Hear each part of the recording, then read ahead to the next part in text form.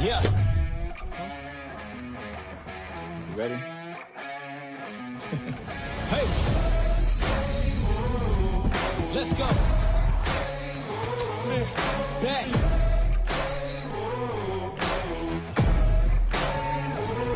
I'm at my prime.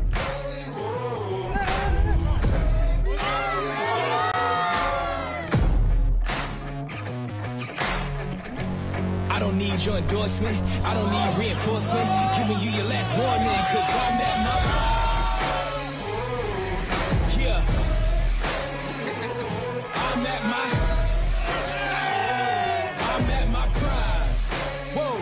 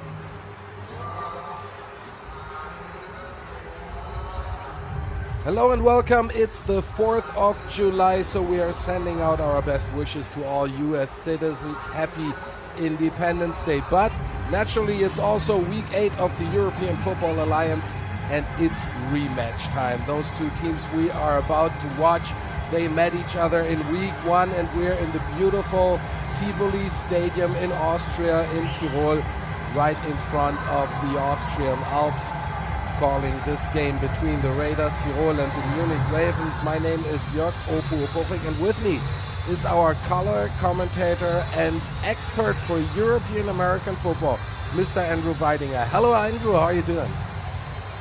Opu, thank you for the introduction. I am very happy to be here. Very excited to see this rematch between the Tirol Raiders and the Munich Ravens. Should be a good matchup here in the Alps today. It was a 58-30 victory for the Munich Ravens in week one. But, Andrew, I think we have to say, since then we have not seen the Raiders Tirol offense work so perfectly. Yeah, you know, they had their issues, and they've worked through them. And last week against the Prague Lions, that offense looked like it was starting to get rolling, starting to get moving. Obviously, they weren't able to come away with the victory, but late in that game, they were hitting on all cylinders. They've got to get some of that momentum and bring it into today if they want to have a chance against this juggernaut that is the Munich Ravens. The only unbeaten team left in the European Football Alliance are the Munich Ravens with a 5-0 record. It looks the total opposite for the Raiders Tirol. They're the only team that is still waiting for a victory in this season. And the Raiders, they had issues. They had either their offense working good, next matchup their defense looked pretty good, but they never really got it together so far this season, right? Right, and people like to talk about complementary football or playing a complete game. If you want to win at a higher level, you have no choice but to come out and fire on all cylinders. And if only one side of the ball is going to get it done, if usually you're not going to walk away with the win. They got to find a way to get both sides of the ball working today. The Munich Ravens just hit the field, and they have won the big, huge battle last week against Nordic Storm. And this, although they had 4 turnovers. They had 1 fumble, 3 interceptions thrown by Russell Tabor and a fumble by running back Justus Selig, and still they managed to win that battle against the Nordic Storm, as we see head coach Kendall Allison here. Yeah, it's not easy to win a football game when you lose the turnover battle. The statistics and the odds, they are against you. They did a great job of overcoming all those turnovers, finding a way to grind that thing out. They're down 14 points in the fourth quarter, found a way to get that victory. Huge win for the Ravens last weekend. Hopefully they don't have a letdown or a lot of teams you'll see after a big win, there's a letdown. There's kind of a collective breathing out, a sigh of relief. They can't afford to have that today with this Tirol offense looking like it is starting to hit that stride. Another positive news from Munich. I've talked to head coach Kendall Allison, and he told me, surprisingly, with that, they came out of that battle with the Nordic Storm without having any injuries, any casualties. So they have everybody on board, as we see the junior cheerleaders of the Tirol Raiders leading the team into the Tivoli Stadium. That was some pretty good backflipping right there. I would say I looked like maybe 7 consecutive as I was counting them there. That can't be easy to do. I can guarantee I can get about 0. So 7, I'm going to go. That's an A+. I was about to ask. Cheerleaders. I was about to ask how you're doing in those backflips. I was dizzy watching that. That was impressive. And the Tirol Bird and Bee are on hand today. This is great news for the Raiders. The Bird and the Bee both present. Yeah, we've been talking about the problems of winning a football match when you don't have the turnovers on your side, and this leads to a statistic that is pretty impressive for this matchup today. Raiders Tirol are coming in with a turnover margin of -3. The Munich Ravens are still having a turnover margin of +7. So that's a pretty drastic picture in a way. Yeah, no question. When I was in the NFL, that's what we would talk about every week, is the turnover battle and the importance of it. If you are +1 in the turnover battle, the odds of you winning jump from it's always a 50-50 proposition, right? When you step on the field, if you're +1, it goes to about 70% odds of victory and only climbs exponentially from there at +2, +3. Near impossible to lose if you are at that +3, +4 range. very rare, and yet here we are. We're seeing the Munich Ravens throughout the season have been winning that turnover battle. They lose it last week, but still find that way to find victory. And there are a couple of new players with the Tirol Raiders. First of all, they had a couple of injuries and they had to replace players. Plus, during last week, the EFA introduced new rulings to enhance the competitive balance in the European Football Alliance. So today we're going to see a new player with the Raiders Tirol, which is an I import. So let's tell me, what is an I import, Andrew? So for those uninitiated with the European game, you've got American imports, you've got European imports, and here in the EFA we have I imports, international imports, countries that do play college football. So if you have a player from Canada, Japan, Mexico, or American Samoa, they can fill that I import role. As you alluded to, a new Canadian defensive lineman, Ebenezer Debula, signed here by these Tirol Raiders. And the way rosters are constructed, there's a heavy reliance on your homegrown talent from your home country. And when you have that, you obviously have, there's varying levels of interest and youth football in these countries. And so some of these countries are locked in, or teams are locked into a smaller talent pool. The EFA trying to help those countries that have kind of less of a football base build up these professional rosters with these additional imports. A good move towards creating parity in the league. And we see the starting offensive players hitting the field. That has just been one of the players that I actually have to say I'm a fan of is number 4, Marco Schneider. Excellent slot wide receiver, number 4 with the Raiders Tirol. And then we have to talk about the two quarterbacks facing each other. I don't know how you pronounce him. Steven Krajewski for the Raiders Tirol. How do you pronounce him, Henry? Steven. Just go Steven. You can never get it wrong. Quarterback. And I have, as an announcer here, I've coached in this league for a number of years. A lot of players that I have had playing in these games, and I tend to just refer to them by their first name or even their nickname in a lot of cases, guys that I'm very familiar with. And I know probably for the people at home that doesn't make a lot of sense. You're used to your broadcasts and guys getting their last names, but yeah, Steven Krajewski out here looking to get the victory. Yeah, Steven Krajewski so far, 73 passes completed out of 130 attempts, 7 interceptions, 762 yards, 5 TDs, and 1 TD rushing. And if we compare him with the opposing quarterback, Russell Tabor is definitely a dual threat quarterback, right? Yes, Tabor's greatest asset, his ability to pull that ball down and run and make something out of nothing. That's not to take anything away from his passing ability, but the guy is simply very hard to contain. You give him an inch, he's going to take a mile. You got to stop both the run and the pass when he's back there in the pocket.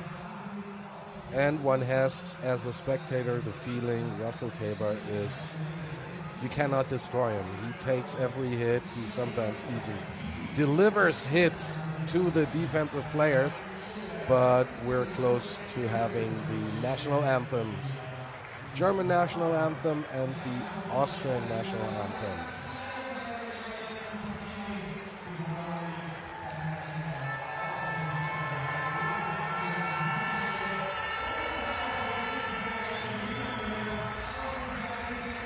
So here we're still going to hear those two anthems after both national soccer teams are out of the World Championship, which is held in the US at the moment, and Canada and Mexico. But here we still will hear the national anthem of Germany and of Austria.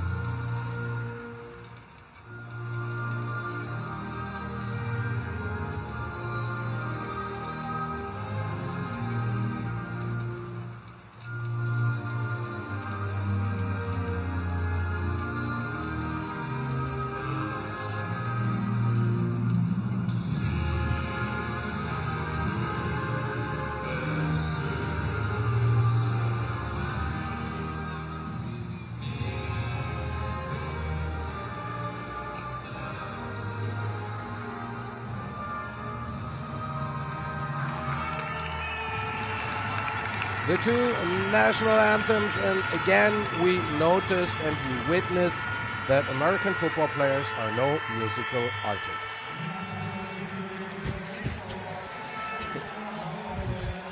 We're all set for the matchup of the Munich Ravens against the Raiders Tirol. We mentioned it before, Munich is coming into this matchup with this huge victory over the Nordic Storm, a 37-34 victory on their home turf in Munich.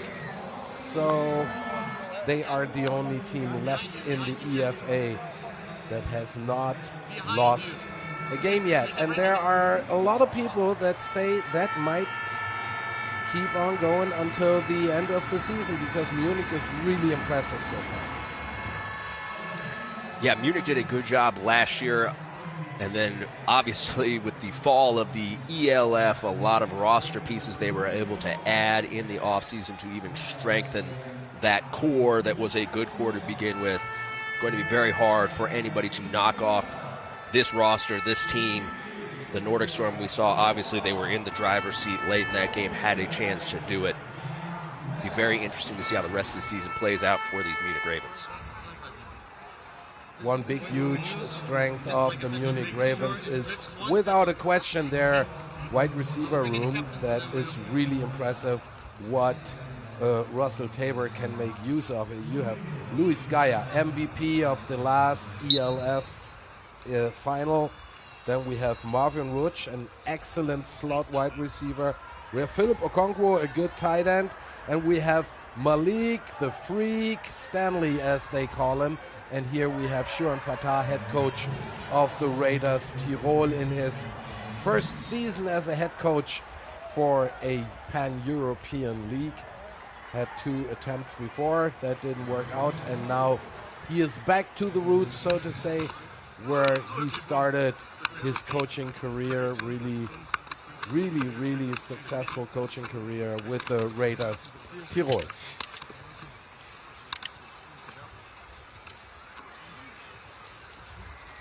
So, gentlemen, the Whiteheads. Welcome to today's game. Welcome to the coin toss.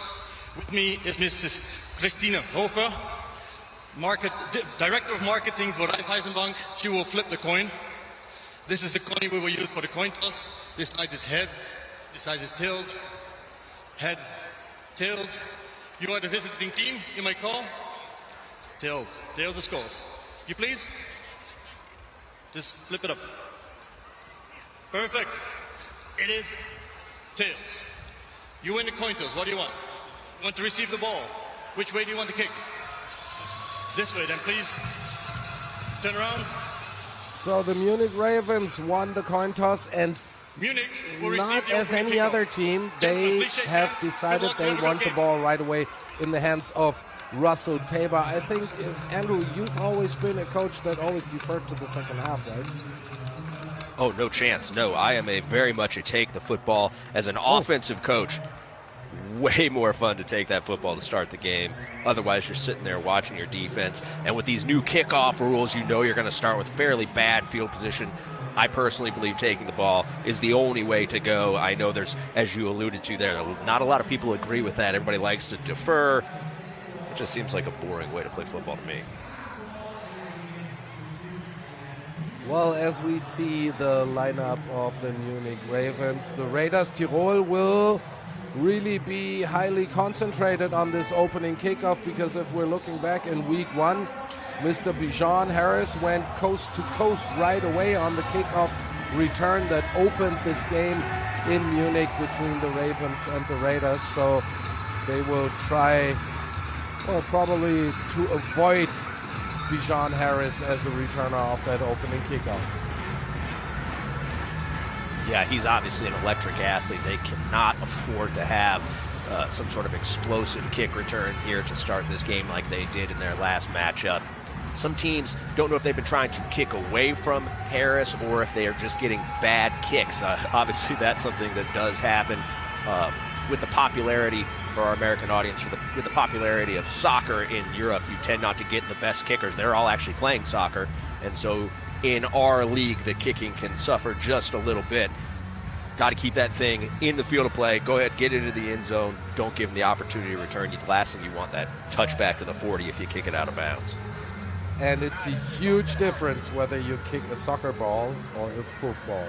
It's a huge difference. Plus, with those kickoff rules, if you kick away from the returner that you don't want to hit, there's always the danger that you're kicking out of bounds, and that would mean that the opposing offense is starting at the 40-yard line. So that kick did not hit the field goal target zone.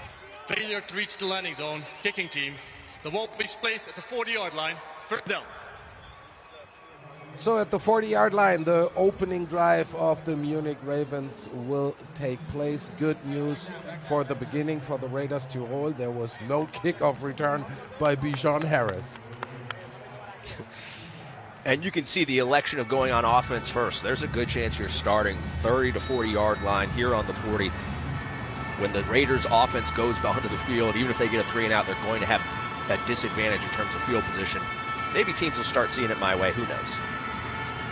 Ravens are coming out with the trips to the right side. Justus Selig, the running back, next to Russell Tabor. Pass to the outside, and he finds Malik Stanley right away for a nice game. Yeah, not the start you wanted for that Raiders defense right there. This is kind of a staple of the Munich offense. They're running a run play. They have quick game routes built in to take advantage of the looks that you give them defensively. There, the Raiders rotating into a single high coverage. They had off coverage by the corner on Stanley, throws the 5-yard hitch. Stanley breaks the tackle and does the rest. They cannot give up these explosive plays if they want to win this game.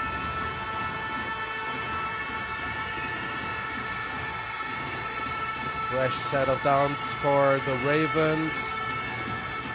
Tight package, handoff to their running back, and that was Justus Selig, if I saw that correctly. Yes. Yeah, we've got duo right there, a downhill double team run, and you can see that line of scrimmage being reestablished. This Munich offensive line, as good as any offensive line that's been established in my 5 years of coaching in Europe, this collection of talent they have on the offensive side. I don't know that anybody has had a better collection of players at both the skill positions and the offensive line. Double twins for the Ravens.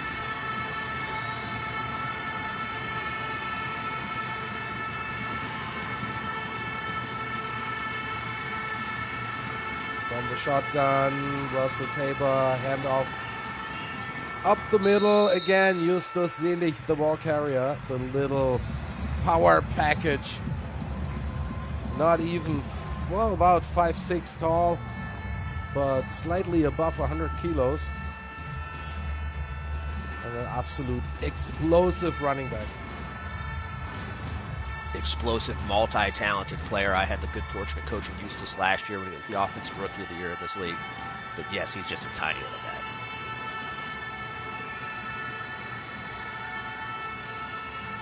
Second and 4, little misunderstanding in the offense of the Ravens there. Now the motion, the run again. They keep it on the ground, and they should have a new first down, Munich Ravens. Inside zone, again, Selig so good there, tackle to tackle, a shifty guy. I like calling Eustace tiny during the broadcast. I will always get a text message from Eustace saying, hey, lay off post-game. So I got to get it in there. I got to get my licks in there early. Had a couple of offers from colleges in the U.S., but decided to stay in Germany, and he is studying to become a doctor. This must be like a European running back thing. After Sandro Platzkummer, now Justus Selig, the next one who's about to become a doctor. Luis Gaia with the first touch in this game. I've had the good fortune of speaking with both Sandro and obviously Eustace. Sandro's got kind of more of a doctor feel to me than Eustace does. This is a good job, though. Munich Ravens manufacturing a touch for Luis Geyer. Luis Geyer, he's got something like 15, 16 catches on the season. For a guy as good as he is, and obviously they're winning their games, but you've got to keep that guy involved. He is too good to not be touching the football multiple times per game.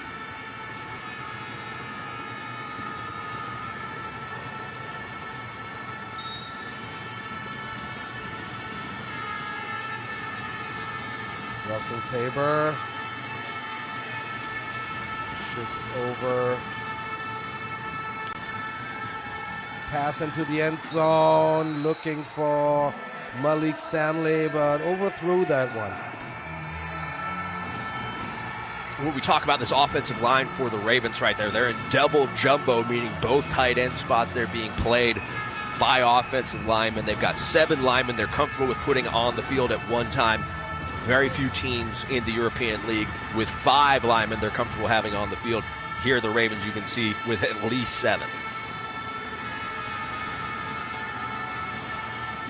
So early in the game, the Ravens already showed that they want to dominate the trenches. Again, the next run up the middle for a couple yards.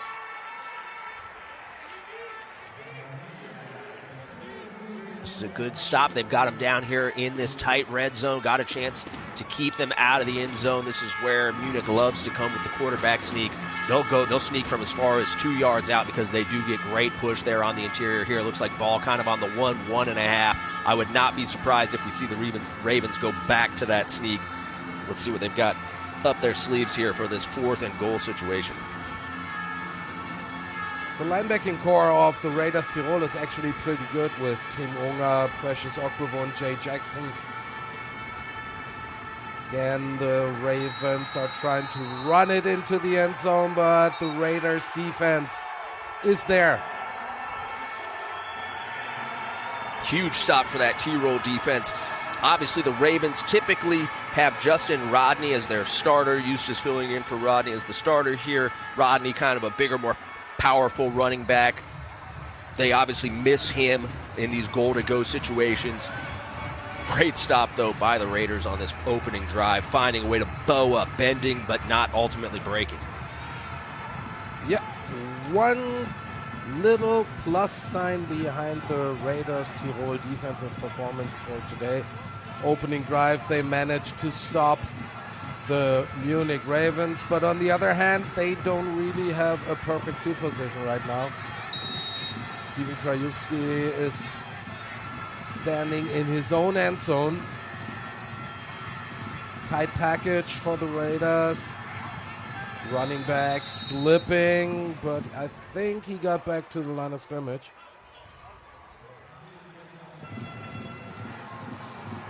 Yeah, a little quick moment of terror if you're a Tirol Raiders fan right there with your running back slipping around in the end zone. Very difficult to call plays off your own goal line. A lot of, if anything goes wrong, you got a serious problem on your hands with the potential for the safety and having to kick the ball back to the other team. 2nd and long is the last situation you want here, down on your own 1. And that's exactly what the Raiders are facing. 2nd and long.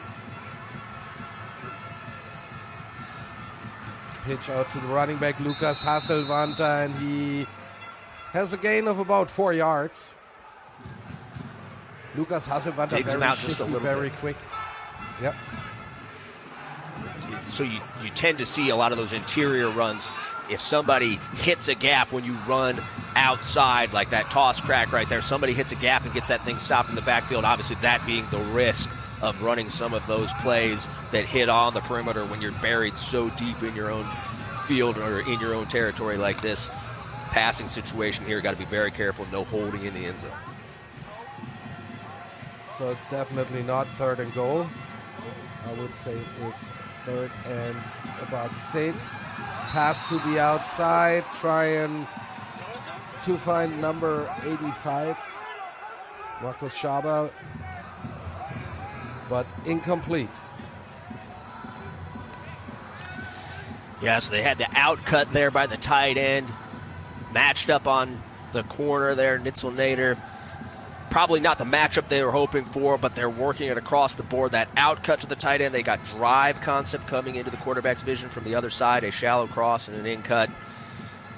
Tough matchup to take advantage when you're buried down so deep in your own territory.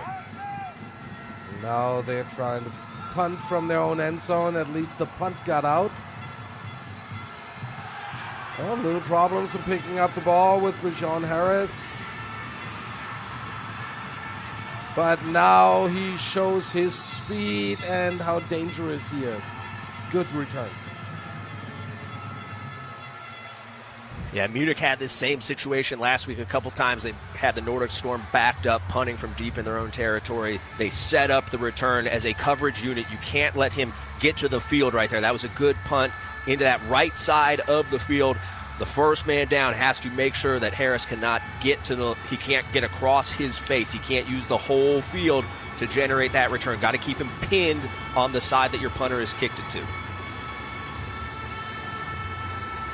About 77 degrees Fahrenheit, so about 25 degrees Celsius in Innsbruck. So that's a nice situation for the people in the stands to follow this football match. Still 0-0, second drive of the Munich Ravens. Russell Tabor from the shotgun.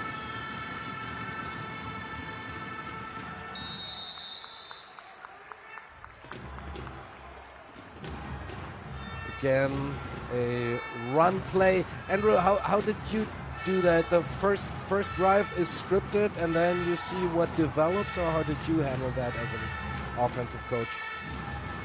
Yeah, so I've seen a lot of different ways that people have approached this, and typically you kind of rank your plays. What do we like best? What do we want to make sure we're getting called in this first drive? Things that may set up things later in the game. Sometimes it's 2 plays, and hey, these are going to be the first 2 calls of the game. Sometimes it's more, and then obviously you have to adjust for situations like third downs or anything field position-wise. Second about 4. Nice shifty run by number 5, Justus Selig. Looked already like he had nowhere to go, and then a couple of side steps, little jumps to the right, to the left, and number 5 had some open space. Justus is such a good runner back there, great vision. Shifty, nice and small, so the defense can't see him in behind that big offensive line. A little bit of poor timing there. They had Roman Warheit, the tackle, playing the tight end spot right there. He's kind of more or less fresh off the couch in his second week of action.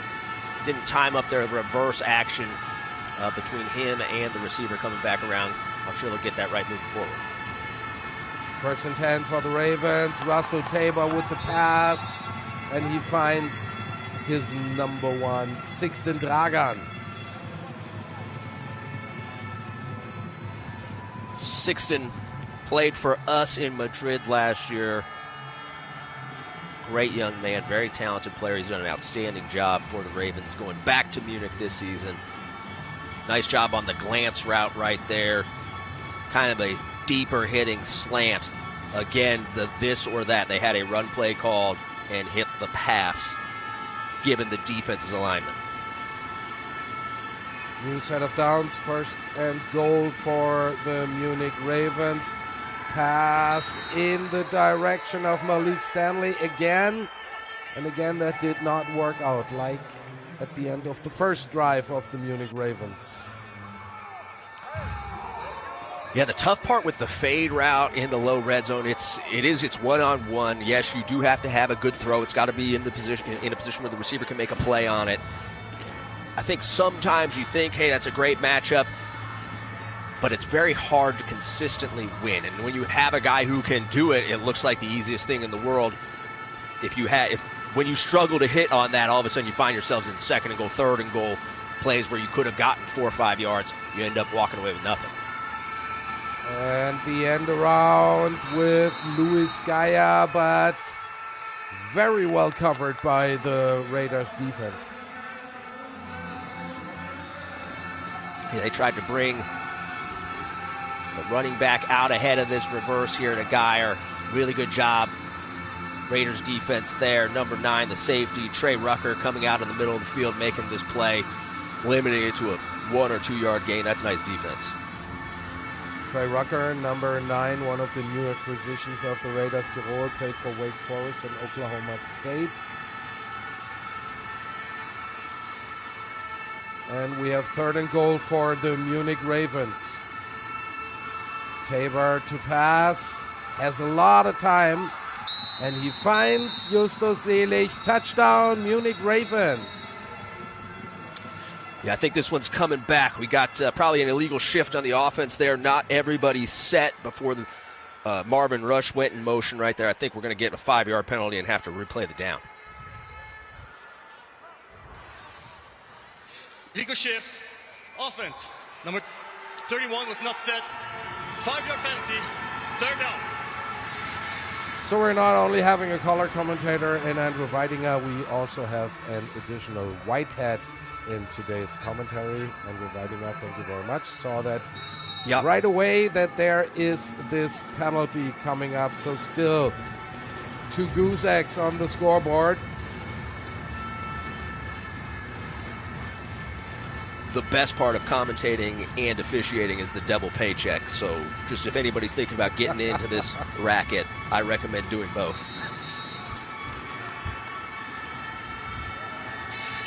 Oh, timeout taken. Munich. It's their first team timeout of the first half. So it's a little surprising, Andrew, that the Munich Ravens are having red zone problems against the Raiders so early in the game.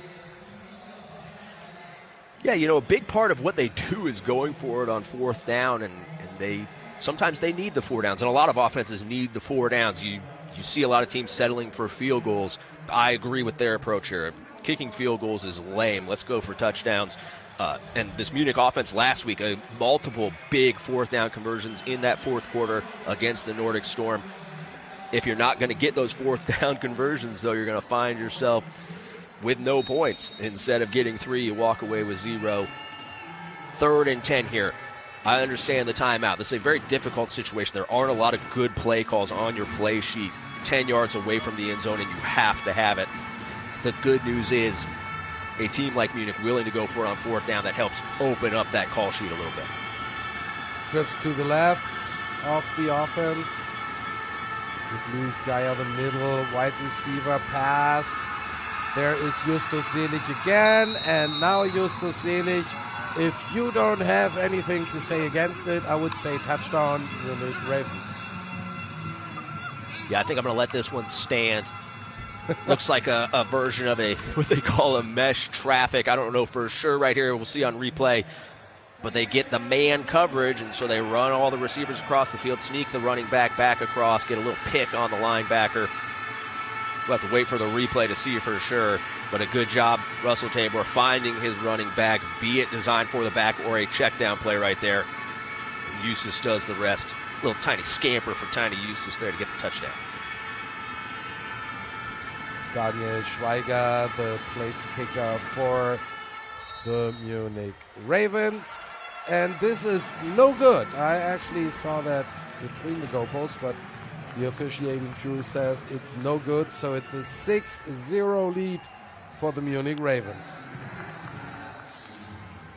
It looks like just a check down here to Eustace. Really good job. Quarterbacks who can find their check downs. It's the easiest form of football. When I was coaching in the NFL, we played against the New Orleans Saints. I was in the NFC South my entire career. Drew Brees, the master of the home run throw or the check down. You check that thing down to the running back. The guy's got the ball in space. Those are your best athletes.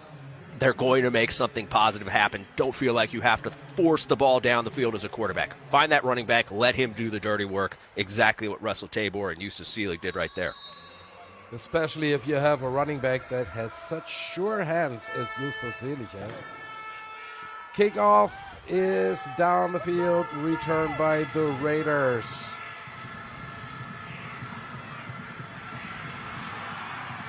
Lorenzo Bassi, Italian wide receiver, with the return.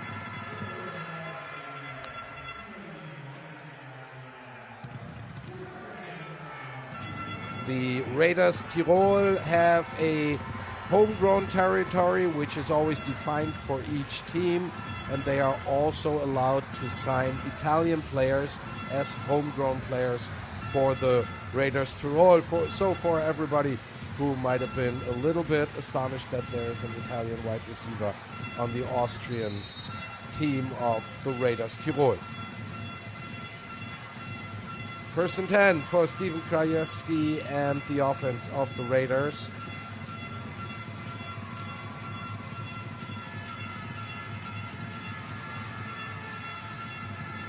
Quick pass to the outside to Marco Schneider, number 4. Small but very quick wide receiver. As funny you had mentioned in the pregame how much you liked Marco Schneider as a football player. I agree 100%. Schneider, one of those guys that every time you watch as a coach or watching the Tirol offense to get ideas against maybe a common opponent, Schneider always jumps off the tape. Physical, hard-nosed football player, hard not to like the guy. 5:20 on the clock, 6-0 the lead for the Munich Ravens. Run play using Lukas Hasselwanter. They have this two-headed monster as running backs, Lukas Hasselwanter, Tobias Bonatti. I'm not really sure who's better or who's not, but they're both very good running backs. It's funny you say that, too. It feels we had faced, I was with the Madrid Bravos last year, had faced this Tirol Raiders team twice, and it doesn't matter who's back there. They are all good players. They are all good runners. They all have very similar styles. It's just a different jersey number because they can all play this game, and they're all very good at it. 3rd and 3 for the Raiders. Krajewski with a quick release to number 24, Lukas Hasselwanter. And that was urgently that throw because there was a lot of pressure coming from the Ravens. Yeah, 5-man pass pro, running back getting out right there, building a 4-by-1, 4 receivers to a single side. You can see with the running back swinging out. That's his first read. If the running back out-leverages the defense, put the ball on him, out-leverage him right now. Great read by the quarterback. Give him that football, let him make a play right there. You can see great job by the quarterback hanging in there. Reich coming down the middle with the pressure.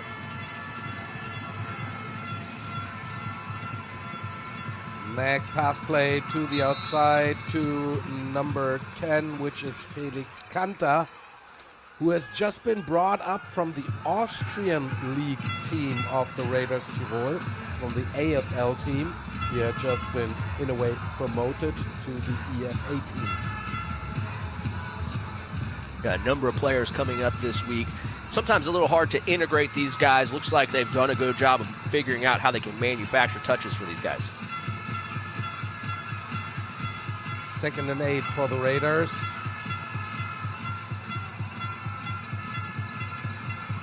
Again, Lukas Hasselwanter. And if I see the play calling of the offense of the Raiders Tirol, I might quote a good friend of mine who used to be the head coach of the Madrid Bravos, who once said, offensive play calling is actually easy. All you have to do is get the ball into the hands of your playmakers. Just make sure you're giving it to your guys that are going to do something with the ball. It's not that complicated. Design plays for your best players and then call those plays. Another good quick game concept right here. Get the ball out of the quarterback's hands fast. First read's open. Yep, give it to him.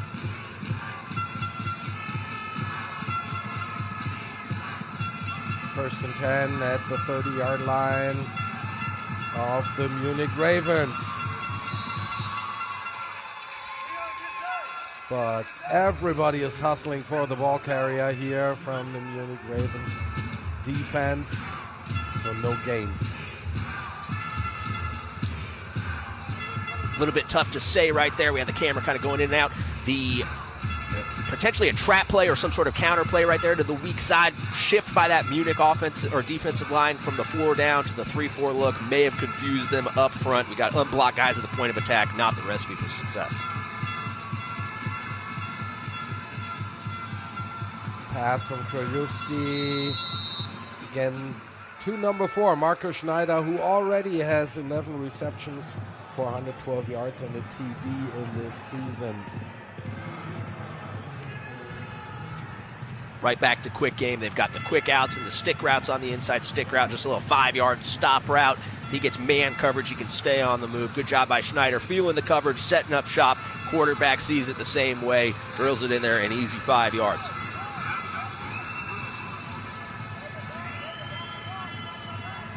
Got no first down.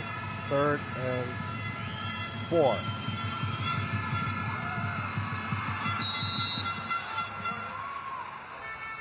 Pass again to Felix Kanter, number 10. Did a good job of fitting that ball in there. They ended up getting a 1 high coverage, buzz coverage, safety dropping down inside the curl flat defender. You can see Divine Buckram right there coming down, making the stop. He was about a half step away from potentially getting his hands on that football. Great job Mike Krajewski fitting that in before that safety could get there. Raiders are keeping their offense on the field, although they have a pretty good place kicker, but 4th and maybe half a yard. They're trying the quarterback sneak. And well, in this pile of human beings, it's really hard to figure out where the ball is. I never understand how the referees manage to do that. You want to know a trick? They just fake it. They don't know either. Nobody knows where this ball is. Yeah, the trick is just go in there and act like you know what you're doing. As long as you show conviction, nobody's going to everybody's going to second guess you. But you're in charge. What are they going to do about it? They just yell. And it worked. New first down for the Raiders Tirol. They're at the 20-yard line of the Munich Ravens. Kind of a speed sweep attempt with Felix Kanta, who's getting a lot of touches early in this game. If we consider that he's pretty fresh with the roster of the EFA team of the Raiders. Yeah, like I mentioned, hard to integrate guys. Anybody you acquire after a season started, they may have, throughout their organization, may be using the same terminology. That makes it a lot easier for newcomers to step in and get on the field. Right there, the ill-fated, as you said, the speed sweep. They just got out-leveraged at the point of attack. Good job by that Munich Ravens defense rallying the football. So it was a loss of 3 yards, 2nd and 13. This is the end of the first quarter. And this is the first quarter, 6-0, the lead for the Munich Ravens. The Raiders Tirol have the ball. Little break and we'll be back in Tirol, in beautiful Austria.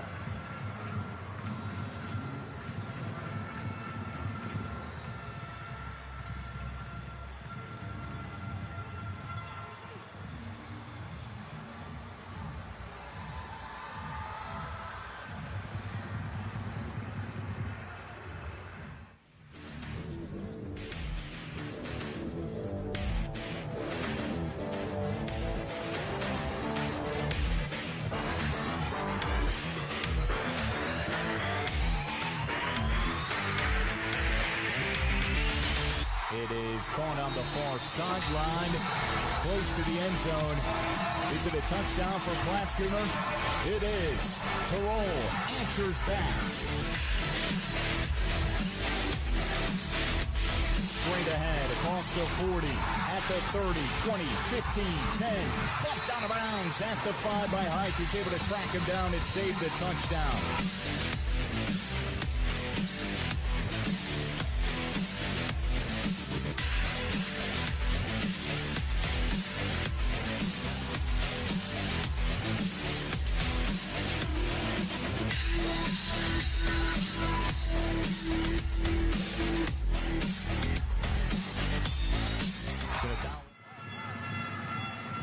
And we're back in Innsbruck, Austria for the matchup of the Raiders Tirol against the Munich Ravens. And we see Steven Krajewski, the quarterback of the Tirol Raiders, running himself with the ball.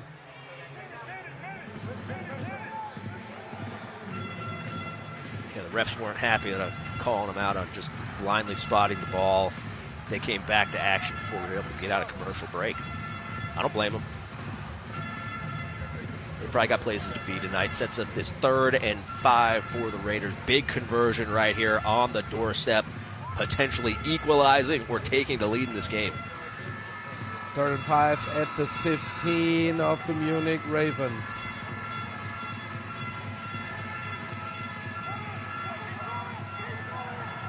Wide receiver pass into the end zone, but incomplete. Adrian Platzgummer, who is actually the backup quarterback in Tirol, has been for many, many years. Now a wide receiver, number 6, and we see that did not really work out.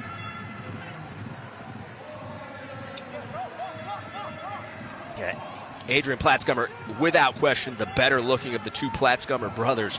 Right here, though, oh, he's got his man wide open, put it on him. Had a chance to tie it up, possibly take the lead. Tough break. So they're going for the 3 points. Jonathan Lodia, the place kicker Munich. for The the second team Tirol timeout, Raiders. first half. Longest field goal this season, 47 yards. So that should be a piece of cake for him, this distance. But Kendall Ellison, head coach of the Munich Ravens, had some information that he wants to get across. Yeah, they had 12 guys on the field right there. That's happened to them a few times over the last couple of years. Just got to make sure. Substitutions can be difficult. As an offensive play caller, try to avoid substituting as much as possible. It's not, you don't have as much practice time as an American college team or NFL team. Guys maybe not quite as dialed in certain situations. There they unfortunately had to burn the timeout to get themselves down to 11 guys. So that would be a 33-yard field goal for Jonathan Lodia. This thing is up, and he sends it down the main road. The Raiders Tirol are on the board. New score, Raiders Tirol 3, Munich Ravens 6.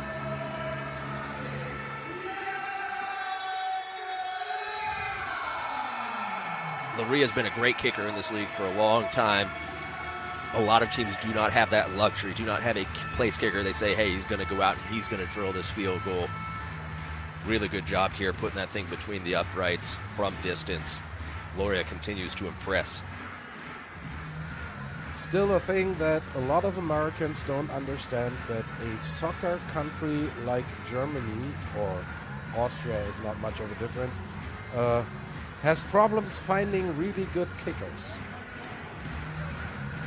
It's one of my very first questions when I got out there, and as it was explained to me by the players, they said, hey, if we were good at soccer, we'd actually be doing that. We wouldn't be out here playing football. I get it. More popular, more money. I get it. Makes sense. Well, especially where where you have been coaching. I mean, in Madrid. I mean, it's all about soccer. Kickoff of the Raiders Tirol.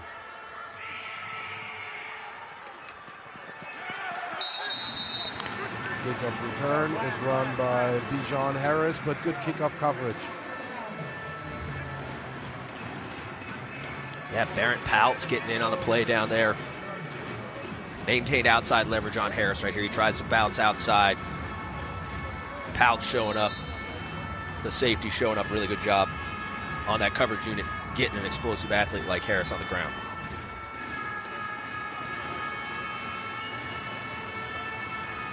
Four wideouts for the Munich Ravens.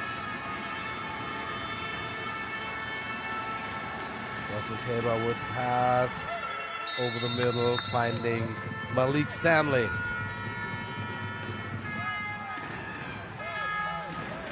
Malik Stanley, big body. He's been playing in this league for a long time, doing a great job. Finds a little hole in the zone. Tabor puts it on him. Little pitch and catch, easy first down.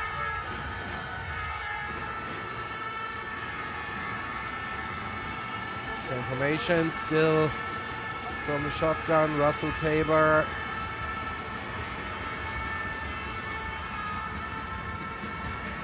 Again, pass, but pressure, and the ball comes out. Strip sack, and the Raiders Tirol recovered the ball.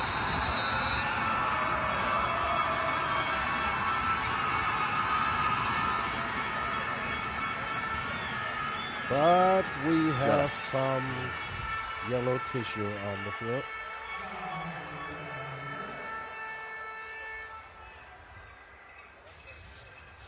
Holding. Really? Defense, number 21. 5-yard penalty. Automatic first down.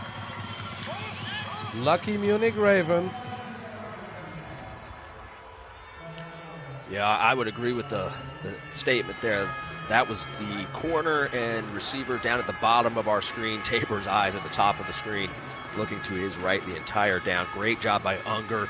Bending, running the hoop right there, getting the sack fumble. Ravens dodge a huge bullet.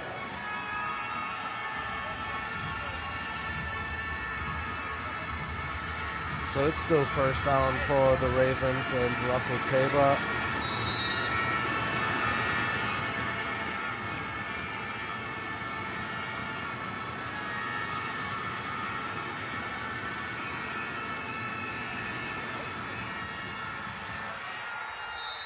Run play, but still good defensive work so far in this matchup for the Raiders Tirol.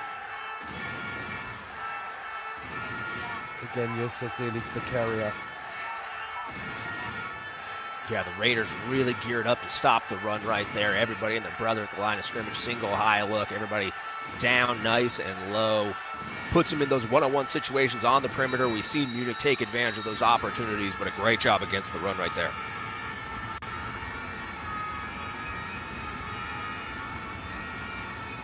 Some discussion going on within the officiating crew. But Stefan Thunberg said, let's stop talking, let's play ball. So it's 2nd and 8 for the Ravens. Marvin Rutsch in motion, makes it a trips to the left.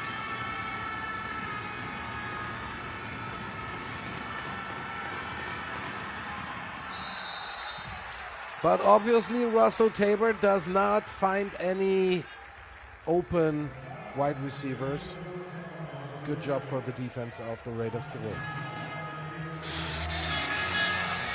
Yeah, it looked like Munich was running a single high beating concept right there. It looked just curl flat to that 3 receiver side, curl flat in the vertical. Well covered by Tirol. Russell Tabor smartly right there, doesn't feel like he can escape the pocket. Darts it near the feet of an eligible receiver so that he doesn't draw the penalty for grounding. Very good at managing the game, Tabor is. 3rd and 8.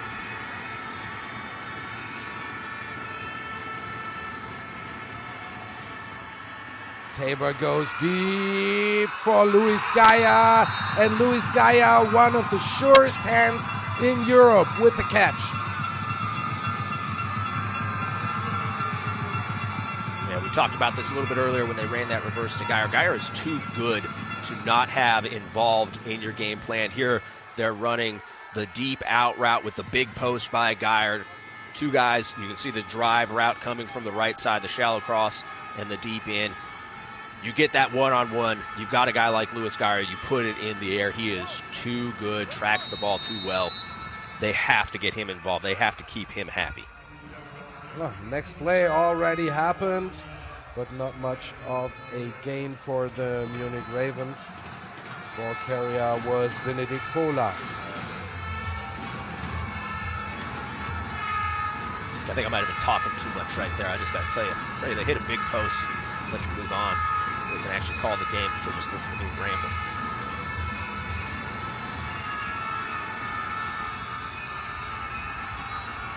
So the Ravens at the 4-yard line. So far they had problems with red zone offense in this matchup, but not this time, because this time Russell Tabor finds Malik Stanley. For the touchdown, right? Well, if the fade doesn't work twice, go ahead and hit him on that little back shoulder with a little kind of fade stop action right there. Well done. I do think, hate to burst everybody's bubble, but you can't use props on a celebration. One thing I do like about the EFA here, that we're not going to flag that. Just have a little fun with the fans. Everybody's here to have fun. But using a prop typically draws you that 15-yard penalty. I do believe that a giant drum would be a prop. Nobody asked. Not in Europe, Andrew. Not in Europe. Yeah. We're I gotta double check the rule book. Things. We're used to different things happening in stadiums by the soccer fans. So this was actually nothing. Munich is going for 2 points, trying it with Justus Selig behind this offensive line. There's actually a good chance this works out, but no signal yet from the officials. No, it didn't work out. So, new score. Munich Ravens 12, Raiders Tirol 3. And the Raiders Tirol are delivering a good fight so far, right? No question. And that is a tough swing right there. They've got the sack fumble. They've got the ball back. They've got good field position. Gets overturned because of the penalty away from the play, and all of a sudden Munich's in that end zone, turning into a 2-possession game instead of having the ability to potentially take the lead. And there we see again the try with Justus Selig to get into the end zone, but where's the ball? I think the ball came out. Yeah, that's a tough one right there. Not too sure where that ball ended up. They do, again, have some timing issues with their lineman playing the tight end spot, slicing back across post-snap. They got to work on those. They got to talk that through on the sideline. Kickoff returner is Adrian Platzgummer, as far as I noticed. No, it's Felix Kanter again.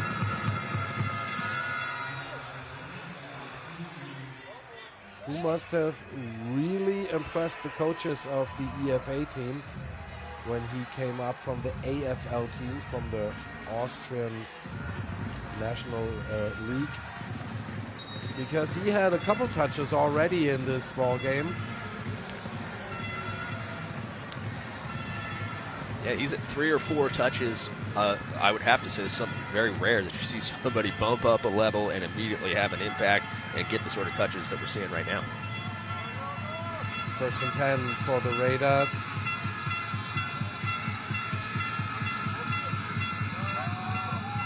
Run play, Lucas Hasselwanter, but he is not getting anywhere.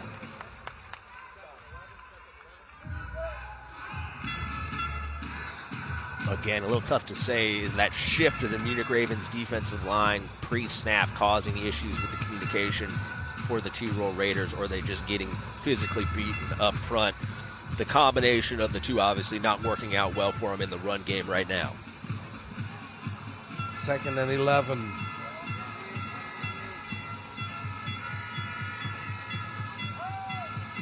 Krajewski with a low rollout to the left, pass to the outside, but incomplete. Not really the easiest side to roll out for a right-handed quarterback.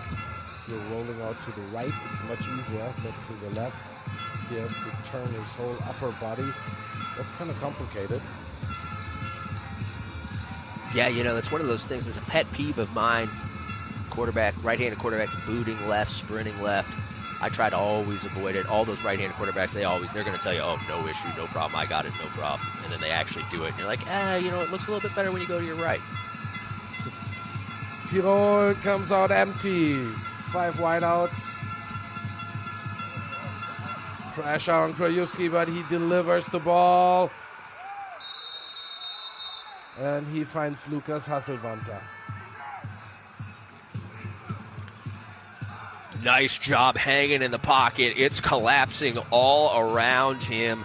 They throw it short of the sticks, and a great job by Hasselwanter getting that first down, lowering his shoulder. Maybe a little something extra as he went out of bounds right here on the sideline. I don't know that we need that right there. Kind of a little love tap for the guys watching. Just let them watch.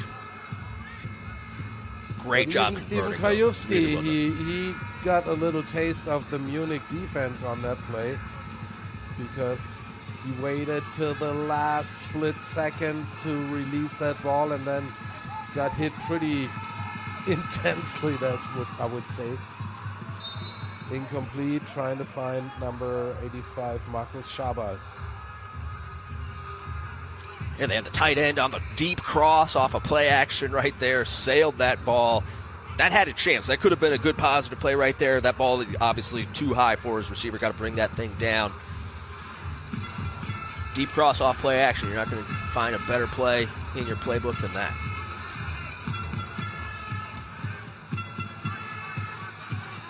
Second and 10 for the Raiders.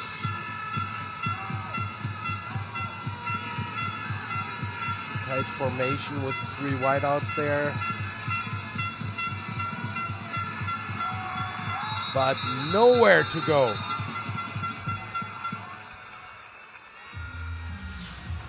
They brought the nickel off the 3 receiver side. Nobody blocked him. Got to have an answer for that. You'll see him kind of coming off the top of your screen. Got to be prepared to handle those blitzes. It can be tough. Sometimes you're missing the guy who's responsible for that block, not aligned in a position to execute it when he starts cheating in or blitzing like that. That's one of those situations right there. Kills the play. 3rd and 11 for the Raiders.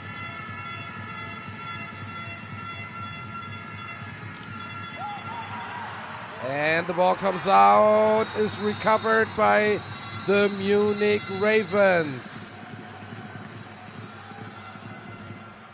That was a brutal hit against Marco Schneider. That was really a tough hit.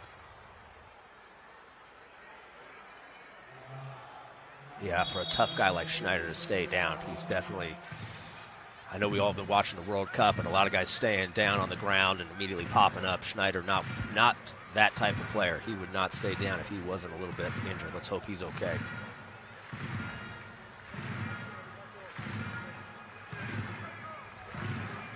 He's still sitting there. Before the fumble, personal foul, unnecessary roughness, defense number 4, 15 yards penalty, first down. Oh, while Nasri doesn't really like that call of the white hat, as we just heard.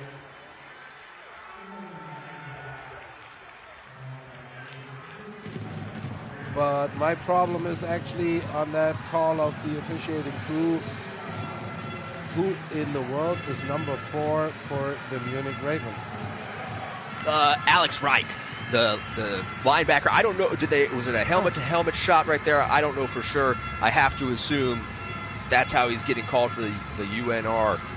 I don't know if it was him in on the tackle or if he was doing something away from the football.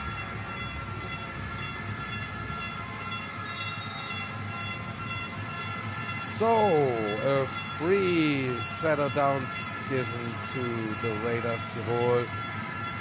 Run play up the middle. And that was Tobias Bonatti.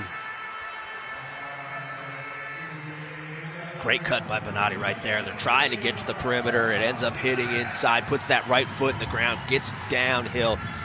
You can see again, they're getting beat to the edge by that Munich defense. Running back reads it and says, okay, we're not making it out there. Love it. Great job getting downhill, getting through that hole.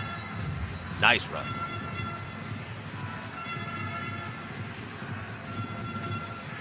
And immediately it was a new first down.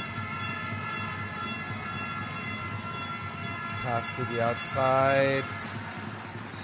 Caught, but well covered. Wide receiver was Toni Rabensteiner.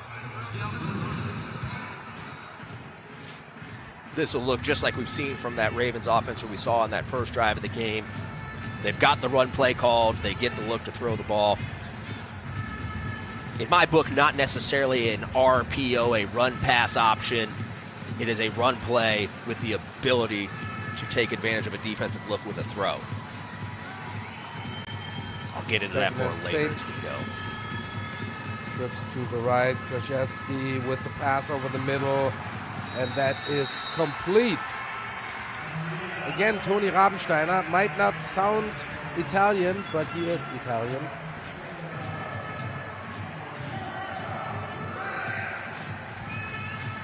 Good job again by Krzyzewski getting through his progression right here. He was working, they had 5 receivers out. He's working the left side of the field. Everybody covered up, starts working his eyes back across. Rabensteiner coming right into his vision, puts it on him. This is a good-looking drive right here by the Raiders after that penalty. Can they keep it going?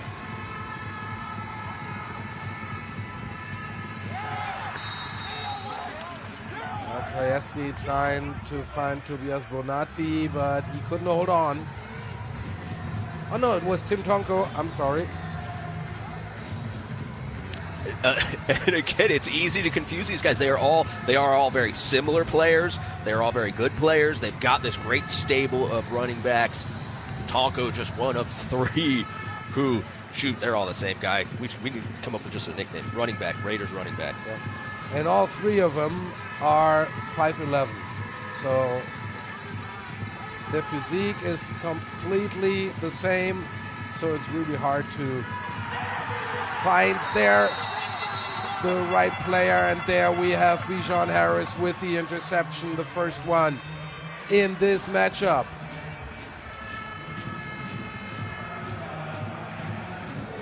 Looked like a good break on the ball, maybe a comeback there on the perimeter. Quarterback's got to be aware of your matchups. Who's your route runner? Who's the guy covering him? That's a long throw. Anything out breaking to the field right there against an explosive athlete like Harris. I work with a guy named Matt Ryan with the Atlanta Falcons. He would never, if there's an outbreaking route down the field, out to the long side of the field, the farthest throw you could possibly be making, he's not even going to take the risk. There's no point in doing it. Be risk averse. Right there, they take a chance, and it hurts them big time. So the Munich Ravens have the ball. 6:53 on the clock in the first half. Pass attempt by Russell Tabor, but first of all, there was a little pressure on Tabor, and the communication with his wideout was not exactly the one that he thought it would be. And this gentleman here is not in a good mood.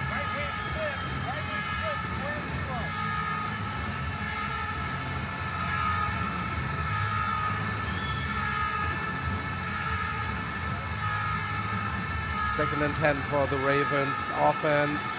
And there we see the Raiders players for, well, 20, 36, maybe.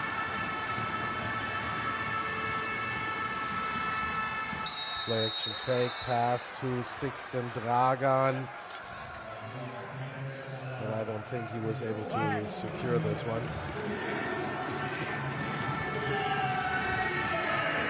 Yeah, again, the run play with the option throw, ball just down in the dirt. Impossible for old 6'10" to dig that thing out.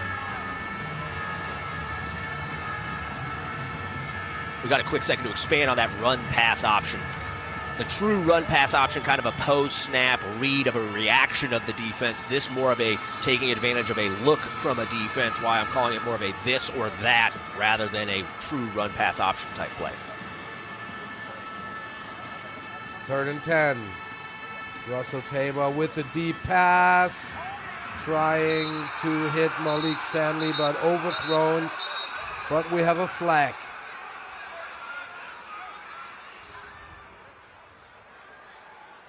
Great protection up front. They slide that line right into the blitz, trying to bring the blitzer off the right edge. They slide right into it. Looked like maybe a little bit too much contact there by the corner.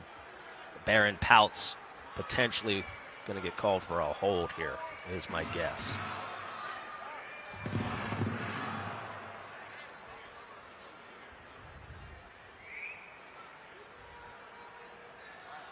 Stefan Thunberg, the white hat. Pass interference. Defense number 3. The ball will be spotted if spot is foul. Automatic first down.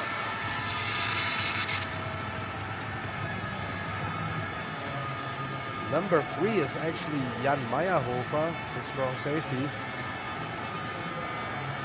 I did not see him being involved. I think the white hat meant number 13 and not number 3.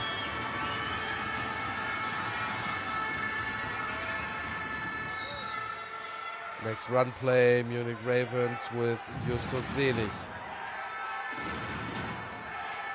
Certainly, that's an unfortunate call for the Raiders right there. Yes, he is holding that receiver's jersey. No, you absolutely cannot do that. But he didn't need to. That ball was not on the money, overthrown. If the corner's not even on the field, it's going to be an incomplete pass. For whatever reason, feels the need to panic and grab. Don't do it. You don't need to. Run with him. Watch his eyes. Play his hands. Don't grab his jersey. Second and 3 for the Ravens. Play action fake, pass to the outside, and he finds Louis Geyer.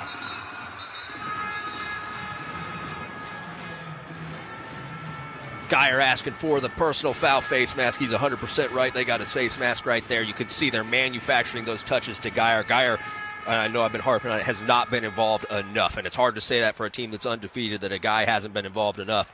They've got to get him involved on this offense. He's going to be a big factor as they go through the season.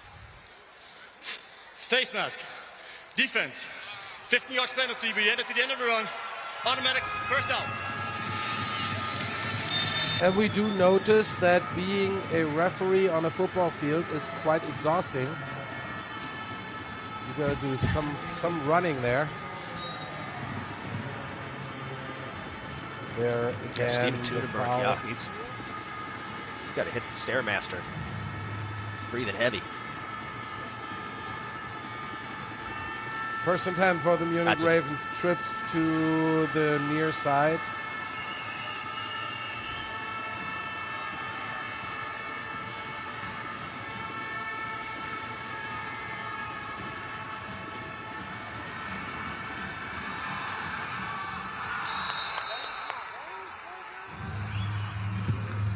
Yeah, again, I don't know how you see that, Andrew, but I think the defensive back unit of the Raiders is doing a pretty good job, because numerous times Russell Tabor is scanning the field and he does not find any wide receiver open.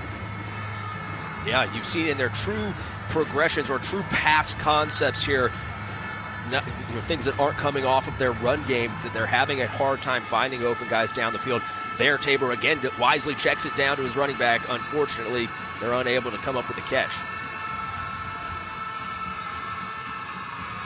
2nd and 10, run play, but really good tackling job by, I think it was Trey Tucker that flew in the safety.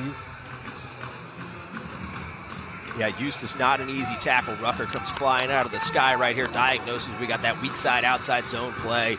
Gets a hold of that little tiny Eustace leg right there, drags him down. Nice work by the safety.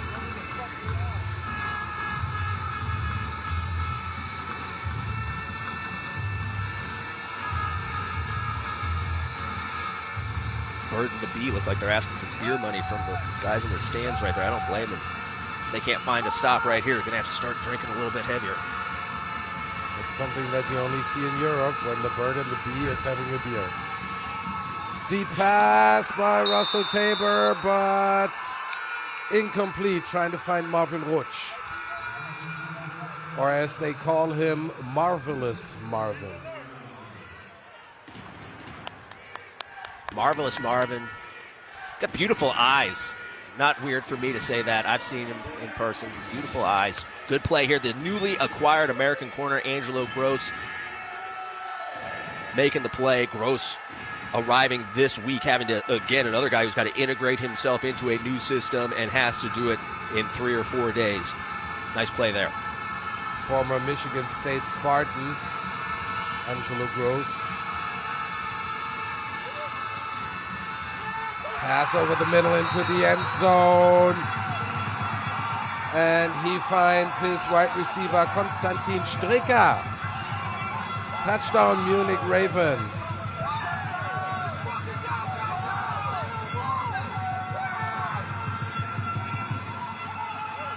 Konstantin Stricker, not a name that you hear a whole lot from this offense.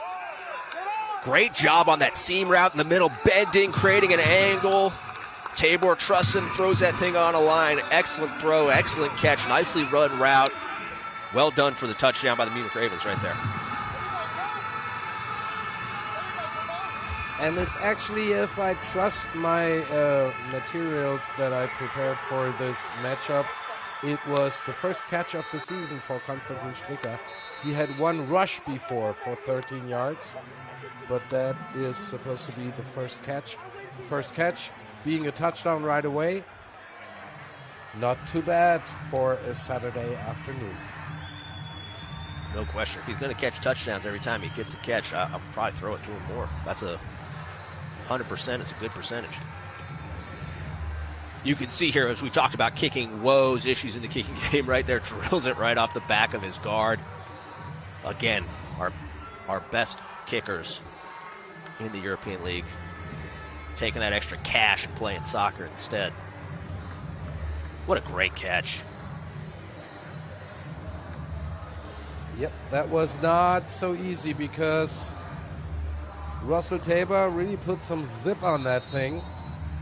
That was not so easy to catch. But we have a new score, 18-3. And one has the impression that the Munich Ravens left their point after touchdown team The at ball home did in not Munich. touch the ground or a player in the field of play. That is a major touchback. The ball will be placed at the 35-yard line. First down. Here's Wulawua here, one of the absolute star when it comes to the fans of the Munich Ravens. They love him because he's one of those guys, wherever you meet him, he's always smiling, he's always in a good mood. But you definitely don't want to play against him on the football field. Yeah, he's built like a square, I have to imagine. Always smiling, always happy, probably always well fed. He's been an absolutely stout player in the middle for this Munich defense with the Hamburg Sea Devils before that. And they say space eater. He is a space eater. Pass to the outside. Krajewski finds again Toni Rabensteiner. Yeah, that's a tough stock hammer there in the slot. He has to get that block. If you're going to throw these bubbles or screens on the perimeter, if you miss the first guy that you're supposed to block out there, it's not going to go well. You put a lot of onus on the receiver to make a play with somebody in his face right now. Right there, stock hammer misses the block, ball on the ground. Plus, with a cornerback like Bijan Harris, you cannot count on him missing this first essential tackle. Nice defensive work here by number 4.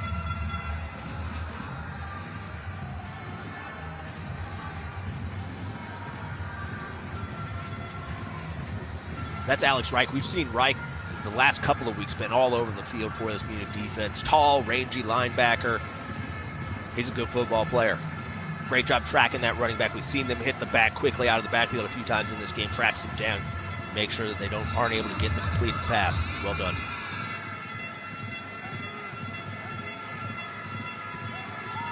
So, 3rd and 10 for the Raiders.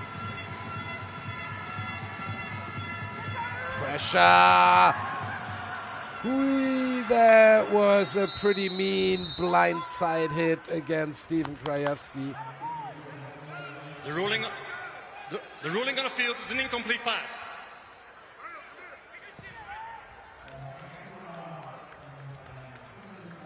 My initial thought was this is a fumble. Hard to say. Potentially has that hand moving forward. We'd have to see it in slow motion. These are tough calls for... Yeah, he's got that arm moving forward. Unfortunately, I don't think people not having the appreciate ball in his head anymore when the arm moved forward. It's hard to appreciate how difficult a ref's job is. You can see I'm asking for that to be shown in slow motion. The ref has to make that call in real time. It can be very difficult to make those calls as things are happening rapidly. That's a positive bounce for the Raiders. Bijan Harris still on his feet. Bijan Harris still running, but then they stopped him at the 41-yard line.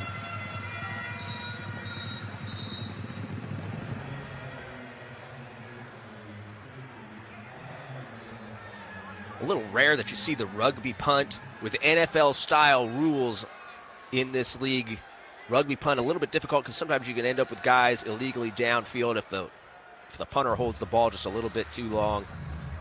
Looks like they executed the punt phase right there, the coverage phase. They cannot be missing these tackles. Again, though, hard to get Harris on the ground. Kicking team. 5-yard penalty. Repeat, 4th down. Well, Harris So getting we're another going to crack at see it. the next punt, probably. Yeah, one can see Kendall Allison is a little bit stressed out, the head coach of the Munich Ravens, because naturally after last week's victory against the Nordic Storm, everybody was expecting a dominant win here in Tirol against the Raiders. And in the first half so far, Munich Ravens have not shown so many perfect things, let's put it that way. Another good punt. Marvin Rutsch taking the ball and fumbles the ball. But I would say the Munich Ravens recovered that fumble. Yeah, Rutsch got to protect that football, get that thing high and tight, protect it with your off arm.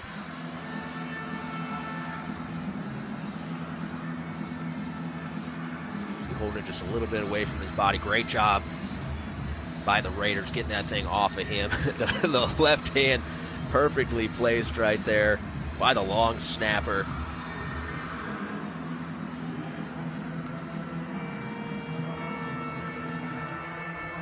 It wasn't necessarily the peanut punch, but made a little contact on that football. Marvin obviously got to do a better job securing it. It was enough to get the ball out, and that's the essential Production thing. business. 1st and 10 for the Munich Ravens.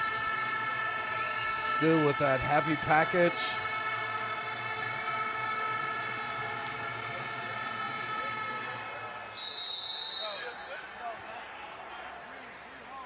Yeah, Justus Selig, sometimes in those TV broadcasts, it's hard to find this running back being 5'6". Is 5'6" tall or is 5'6" small? That's all relative. So, like, if it's 3rd grade, it's tall. Definitely. One of my favorite things to do is make fun of Eustace, and the low-hanging fruit obviously being his height. This is a 2-minute warning. So, before we're heading into the last 2 minutes of the first half here in Tivoli Stadium in Austria, in Tirol. Well, head coach Shuan Fatah has a little bit of a discussion going on with Whitehead Stefan Thunberg. Shuan Fatah, a former defensive back, played cornerback, and then had huge success with the Raiders Tirol in the Austrian Football League for many, many years. Back in that time, the Raiders Tirol were the power in Austria. And then he left the Raiders Tirol, and the Raiders Tirol tried to hit the European stage with a solidly U.S. coaching staff that didn't work out at all, because the Raiders Tirol, they are a special breed. It's players that are with the club for over 15 years already. They have really this great youth program, and then all this all-American coaching staff that destroyed a lot of this Raiders feeling, and that's why the ones responsible in the back office of the Raiders Tirol, they decided for this season we want to have Shuan Fatah back.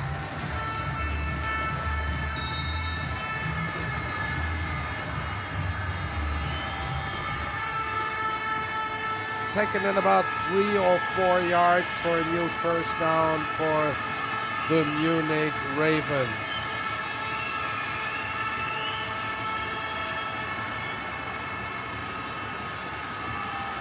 Deep pass by Russell Tabor. But no chance to catch this one. Good defense by Milan Fabi. Yeah, when Tabor watches this on tape, he's going to want this one back. Leaves it way too short for Sixton dragging right there. This should probably walk into the end zone. They have the advantage. Sixton, a little play action, not necessarily a flea flicker, right, but very similar to a flea flicker. Receivers coming off the line a little bit slower, trying to help sell that run fake. Sixton turns on the Jets. Tabor got to put it out there. That's 6 points. 3rd and 3. Tabor again to pass to the outside, finds the sure hands of Justus Selig.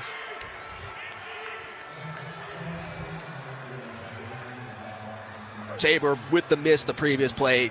Great job here again. We see them in their concept passing and not necessarily having the guys open, but Tabor wisely just check it down to the back. Eustace with exceptional hands. We've seen every time he's checked it down to Eustace, they've gotten the first down. Give it to Eustace. He's going to catch that thing, and he'll get you the yards you need. I say that. Looks like we're just short. Felt like he was maybe a little bit past that line in live action. I'm a little... Okay, here we go. Are we moving them sticks or not, boys? What are we doing? I have a hard time believing that was short when we watched it live. Forward progress. It felt like past the sticks. I was actually 100% sure that this was a first down. mean, Justus Elich probably ended up short, but he definitely, the forward progress was definitely a first down. Shuan Fatai has a different opinion on that.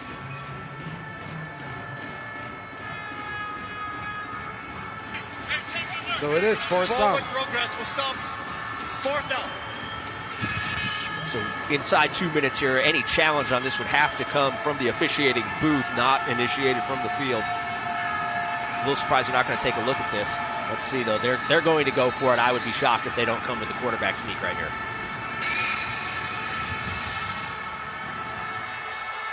Yeah, having such a powerful offensive line.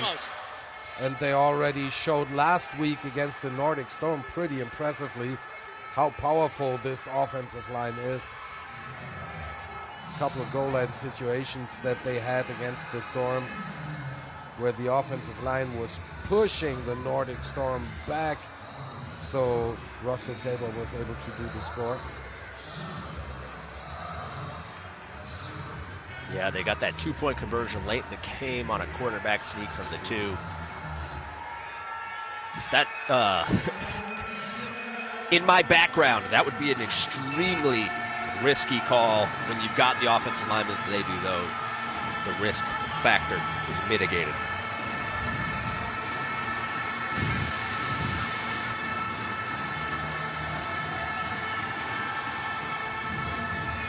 We're not in halftime yet. The Munich Ravens still have something on their to-do list. First of all, 4th and maybe half a yard. 4th and inches.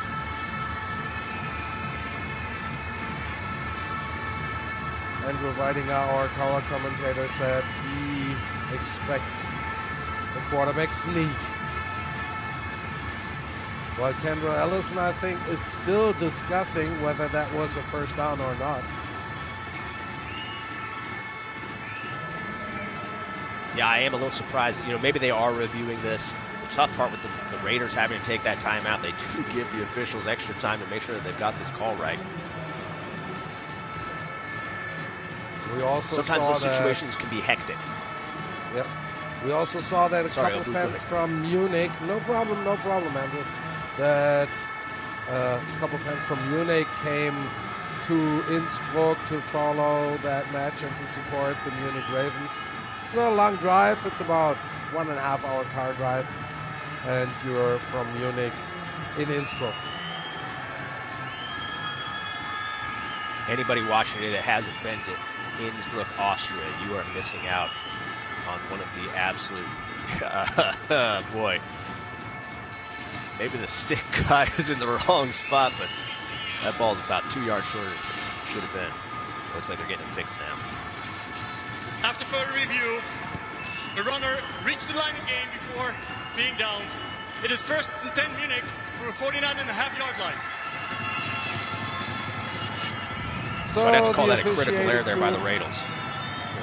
The Raiders using that timeout, giving the officiating crew time to look at it. Like, that's not a good situation. Ooh. So a little confusion here in the last minutes of the first half at Tivoli Stadium. But now everything is set. 1st and 10 for the Munich Ravens on their own 49-yard line.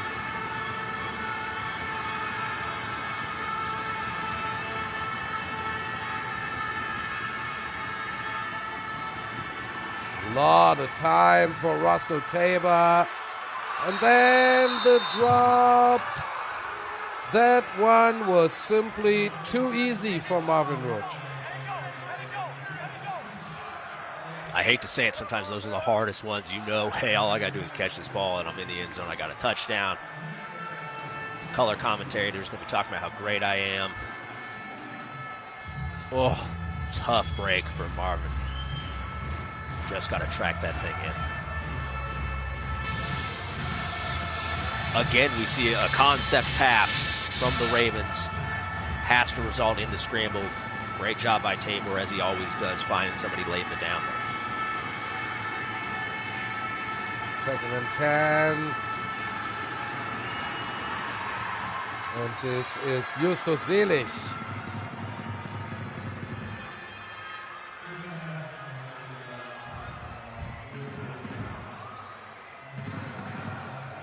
So we saw a similar type play. They were running a swing screen last week, hit it twice against the Storm with a crack block by that X-receiver, the single receiver over there. Both times they ran in that game, they got away with illegal block and illegal man downfield. Here it looks like they've got their issues cleaned up. More patience by the X. Line more patient, not getting downfield. Well executed on the cross screen. First down for the Munich Ravens. Again, Russell Tabor with the pass. Cameraman has lost the action.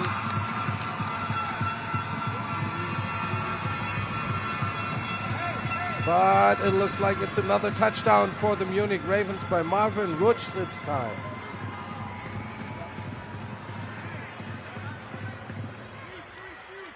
I believe that's the same play that we saw them score on last time. This time, Rutsch with the touchdown, atoning for the drop 2 plays previous. It's not how you start, it's how you finish. Good job recovering, not dwelling on the drop by Rutsch. Obviously, he's not going to sleep perfectly tonight, but he'll sleep a little bit better knowing that he was able to atone for that mistake. Especially if one follows European American football. Marvin Rutsch is one of those guys that you can always trust him because he has really good hands. Those kind of drops like we have just seen rarely happen.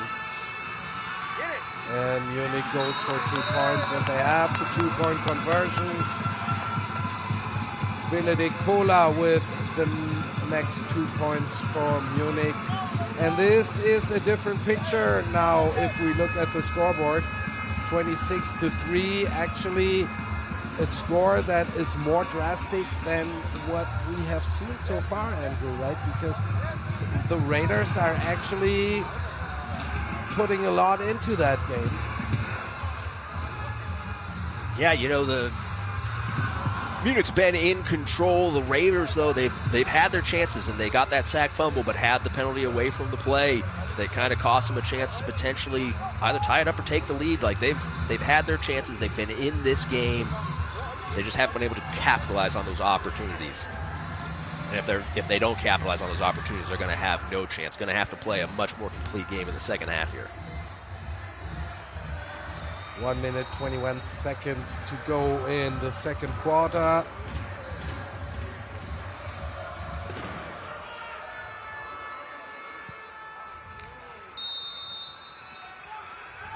Kickoff went out of bounds. So no return. Sixth Dragon handling the kickoff duties. Kicking team. The ball will be placed at the 40-yard line.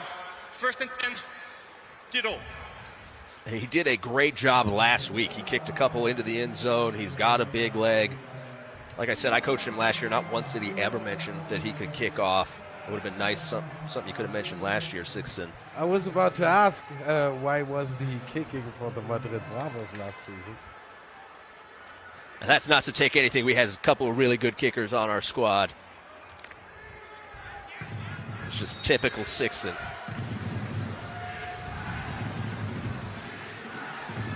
First and 10 for the Raiders Tirol. Empty backfield. Pressure from behind. Stephen Krajewski. Quarterback sack.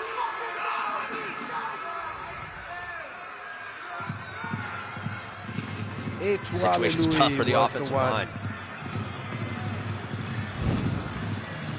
2-minute drill. You know that defensive line is going to pin their ears back. They know it's a pass play. They are coming. Really good job by that defensive front, tracking down Krajewski and getting him on the ground. And when that number 8 from New Zealand is coming, Etwa Lelui, your offense line is in general in trouble.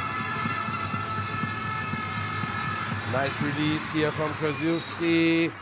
Finds Lukas Hasselwanter for a nice gain.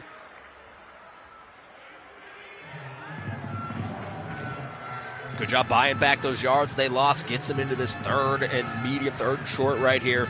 They've got 2 timeouts. They've got 32 seconds. This is more than enough time to get some points. Anything inbounds, though, they're going to need to call a timeout. And we should not forget, after the halftime break, the Raiders Tirol are receiving the kickoff.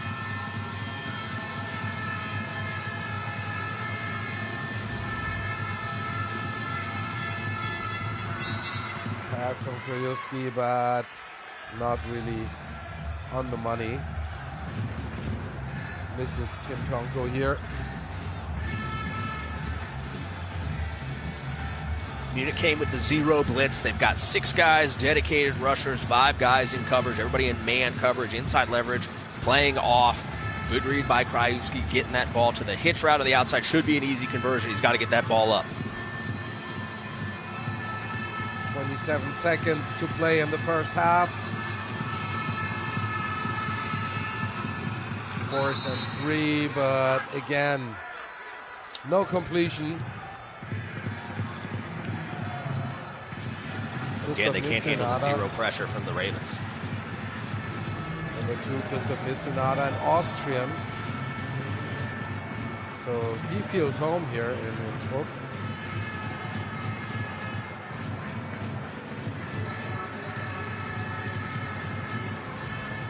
Got to have answers for zero. Very hard when you get into empty in those situations. No running back in the backfield. Makes your blitz pickups a lot harder. Makes it much easier for the defense to get a free runner on the quarterback. They end up with that situation twice. Quarterback doesn't have enough time, not able to complete the pass, and all of a sudden the Ravens got a chance to add points before we go into halftime. 23 seconds on the clock. Munich Ravens, Russell Tabor finds Justus Selig again. But with you leading 26-3, 16 seconds on the clock, are you running another play, or are you simply telling Russell Tabor to kneel that thing off? Blood in the water. Smell that blood in the water, you're going for more points right here. You never know how things are going to go in that second half. You got a chance right here to get a score. You got the one timeout. You can work the whole field, get yourself either field goal position or a chance to take a Hail Mary. I like what the Ravens are doing here. 2nd and 3. Russell Tabor has time, has a lot of time.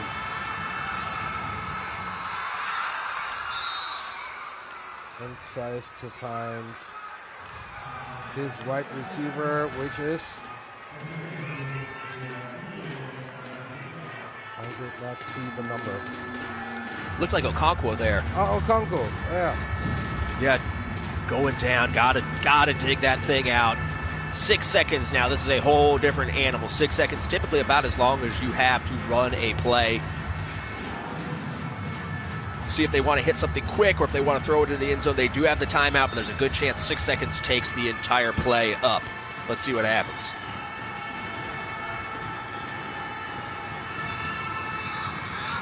Short pass to the outside. Luis Gaia gets outside. There's 1 more second on the clock.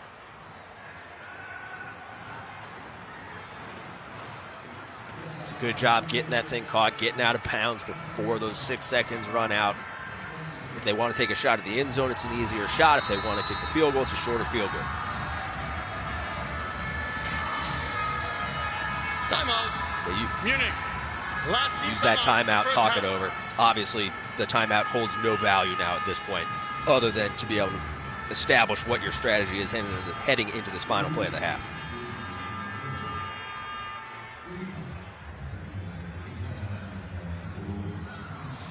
So we'll see whether the Munich Ravens manage to put up another couple points on the board here at Tivoli Stadium. They're leading by 26-3 against the Tirol Raiders.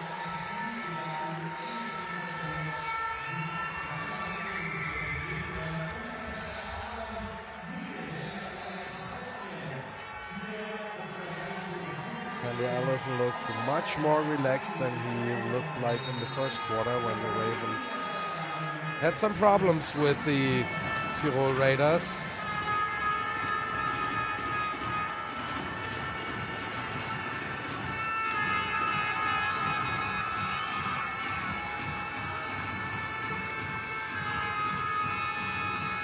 From the 31-yard line pass. But that's it with 26-3. We're heading into halftime. That was the first 2 quarters from the Tivoli Stadium in Tirol. We're taking a little break. We hear and see you to This is the end start of the of the third first quarter. half.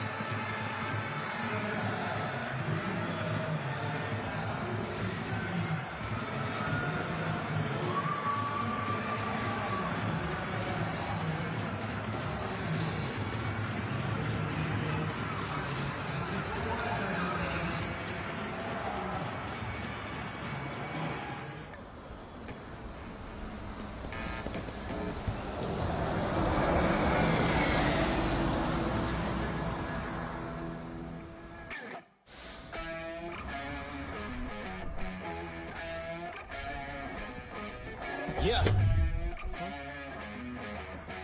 You ready? Hey. Let's go. Back.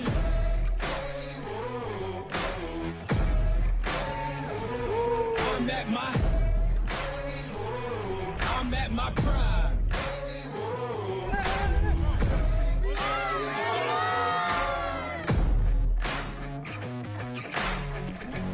I don't need your endorsement. I don't need reinforcement. Giving you your last warning, cause I'm at my prime. Yeah. I'm at my prime. Whoa.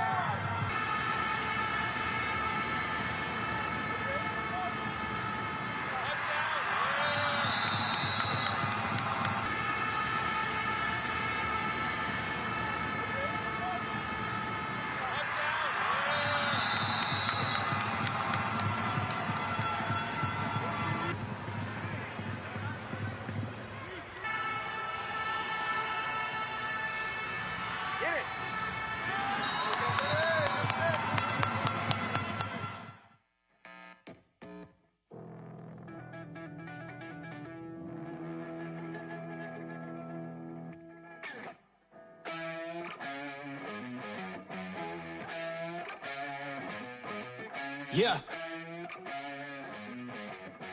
You ready? Hey.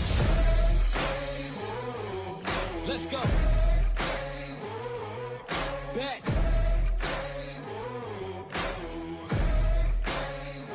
Yo, once again I'm back around. Real shit back in style. Haters reconcile. I'm so black and proud. First class tickets now. Feet all in the eye. Everybody looking down. Everybody get red when you drown, huh? Look at me up. I'm putting it down. You picking it up. Checking the models. They want us to go to college just so we can be stuck. Go to school to make a living. Or teach yourself to make a fortune. Common sense. Welcome to the apocalypse. Bitch, I'm one of the horsemen. I don't need your endorsement. I don't need reinforcement. Giving you your last warning. Cause I'm at my prime. Yeah. I'm at my prime. Whoa. Have I gone too far? Do you detect something different?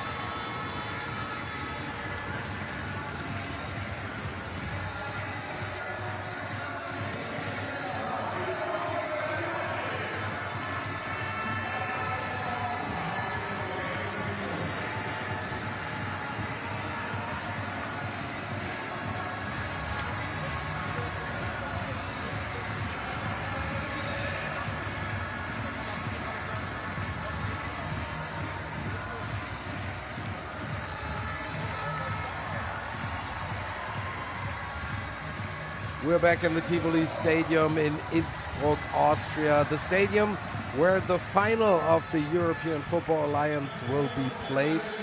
But before the final, there will be 15th and 16th of August, the Big Four tournament that is held in Frankfurt, the playoffs, the half-finals. As a European American football fan, this is a must-go, because this will be a weekend packed with European football, all kinds of activities for the fans. You can get your autographs, get your photos with the players. Everybody is going to be accessible. This is going to be one big, huge American football party in Frankfurt, mid of August. And if we look at the first stats from the first half, Munich Ravens, total yards, 282. Raiders Tirol, 99. What makes you believe the Raiders can really get into this game, Andrew? Yeah, there's definitely room for improvement. They've had their moments, like we talked about in that first half. They got to capitalize on those moments. Got to figure out a way to consistently execute and get down the field. We saw it early in the game, some of that quick game working and hitting for them. Haven't been so fortunate with the execution in that latter half of the first half there. And the kickoff by the Munich Ravens.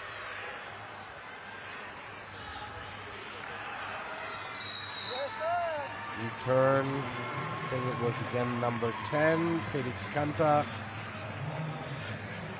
And we're about to witness the first drive of the second half, first drive of the Raiders Tirol, that had huge problems with the pressure that Munich is bringing towards Stephen Krajewski.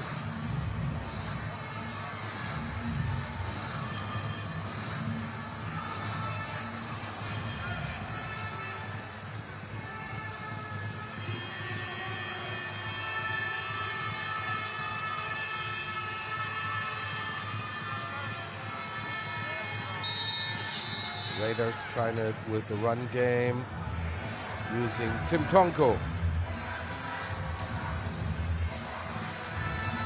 Well, zone read play right there. Good job. The read and Zergenbill does a good job going flat-footed, forcing that handoff, and then exploding down the line of the football to make the play.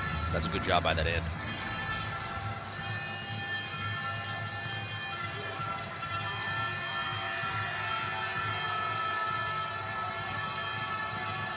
Again, run play. Almost broke. Those tackles almost had some open light. Lukas Hasselwanta, but Marco Schlabitz was there to do the tackle. Good job by the tight end, the left side of the line, and the tight end on that side sorting out that pressure, the up and under from the Munich defense. He said close. They're close. Close to breaking one there.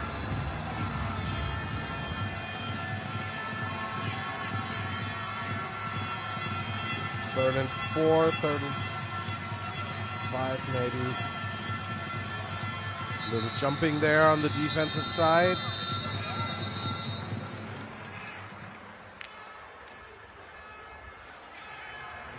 See what they call the receiver, the slot move, but it was after the lineman. Start.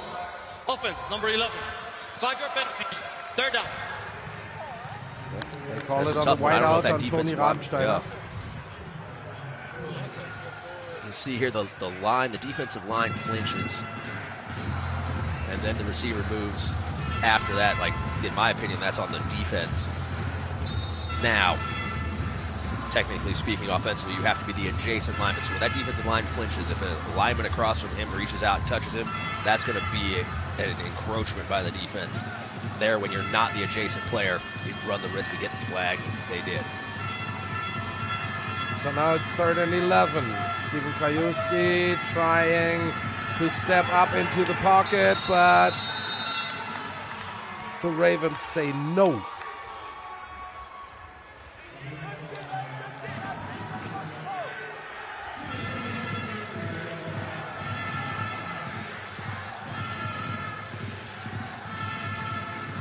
Good good job collapsing that pocket and getting after the quarterback. Again, we see a known passing situation for the Raiders. No answer to that Munich pass rush. So the Raiders are forced to punt. It's a nice punt.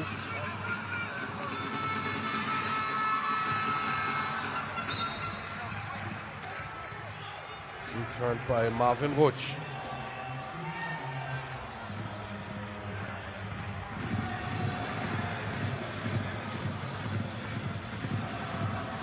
Marv got to clean up a little bit of his ball handling there, batting that thing into the ground, dribbling it like a basketball.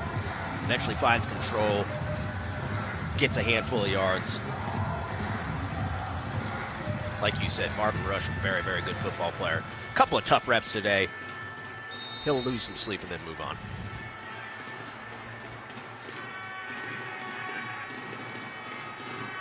Russell Tabor in the Munich offense. 1st and 10 on their own 25. And this is Justus Selig running for the next first down for the Munich Ravens.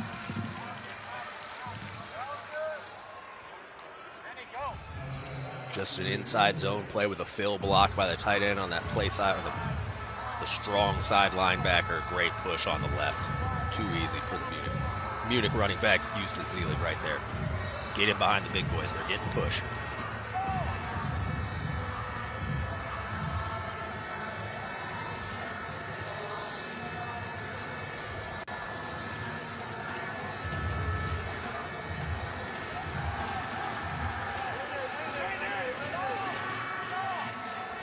So another first down, 1st and 10, but the officiating crew has something against Timeout. it. Munich. This is the first team timeout, second half. Early timeout taken by Kendall Allison.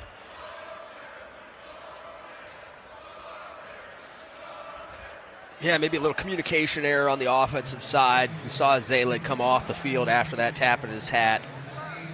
Sometimes you have plays called for certain players, have no clue what the situation they were in right here was. Maybe an issue with Russell Tabor. We see the backup, Levin Adram, coming into the game right now.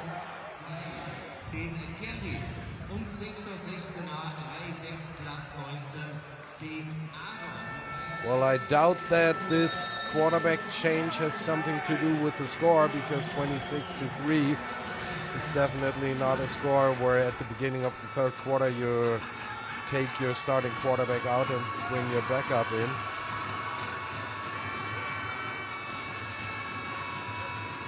But that's who they're playing with right now. That was a effective run game for the Ravens again. Yeah, if they're going to control the line of scrimmage like this, I don't know that it matters a whole lot who the quarterback is. Let's hope that Tabor's all right. Just get patched up a little bit on that sideline.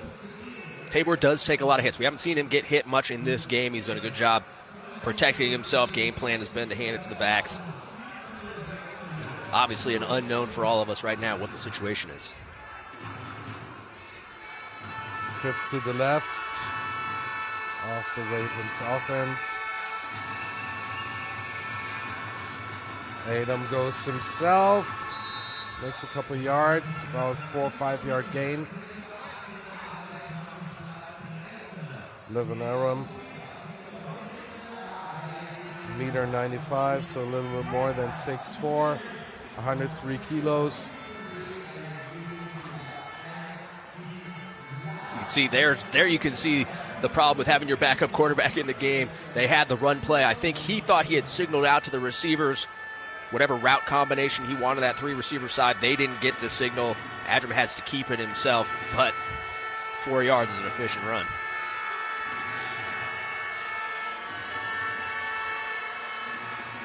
Next run play, new first down and more for running back Benedikt Pola.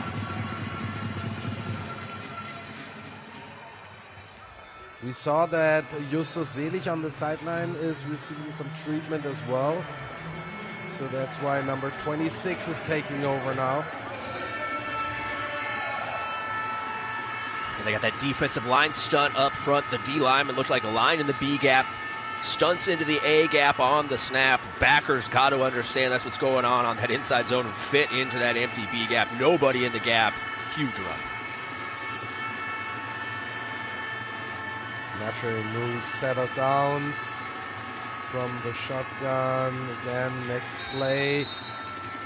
Same ball carrier. Again, Benedikt Pola, but this time Precious Ogbovone had something against it.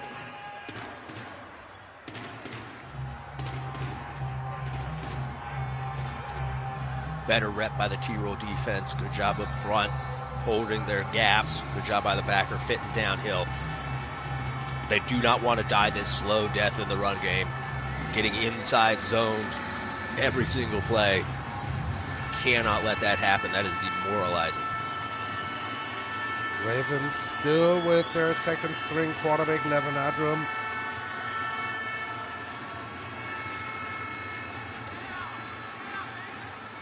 Good blocking there on the offensive line side for this run of Benedikt Pola. Really good adjustment. Roman Warheit, the former Towson product. He had retired at the end of the last season. You can see him as the tight end pulling around. He sees the defensive end collapse down inside. Nimble feet for a big man getting around that, getting the linebacker spot blocked. Good job by the back following him up on the little bounce. Great job by Warheit coming off the couch in the last 2 weeks and being a factor here for the Ravens.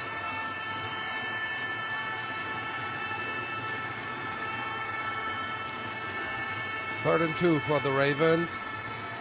Next run play, but the Raiders defense is there.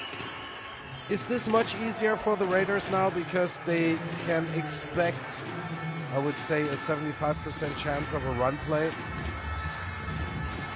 Yeah, anytime the starting quarterback isn't in there, it's obviously a huge disadvantage for the offense. Huge advantage, conversely, for the defense.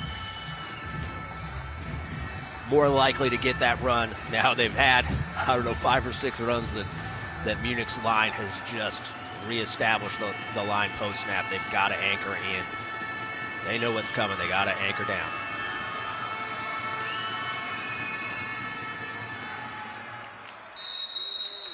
Next run up the middle.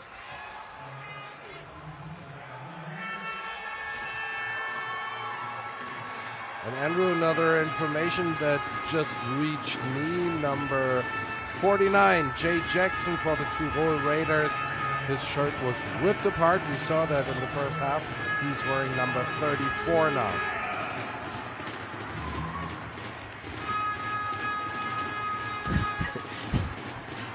Tough break. You can sell multiple jerseys for the same player, though I suppose that's a good for the merch department. You can see there Munich now operating without their starting quarterback, without their starting running back. Yeah, things are getting a little bit more difficult. We'll see how this plays out as we head into the second half of this third quarter and the fourth quarter.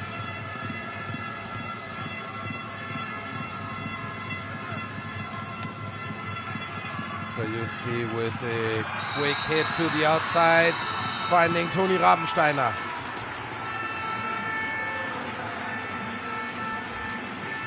Well, it was critical earlier. They had the bubble and they didn't get the first guy blocked. Here they get the first guy blocked. A little bit tough running away from that defender there in the slot. But good job by Rob Steiner turning on the Jets. Just touches that he's paint on the sideline. The outside. Yeah.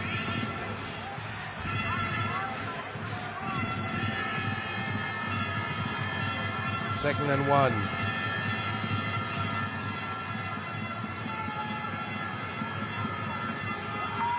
Nowhere to go for Tobias Bonatti.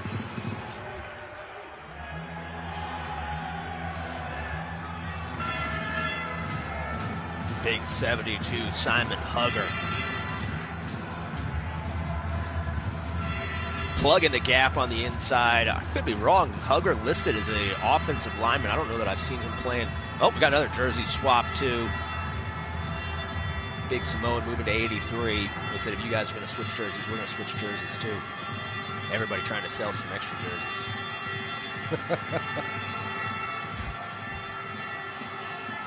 Third and short, but there is a flag flying.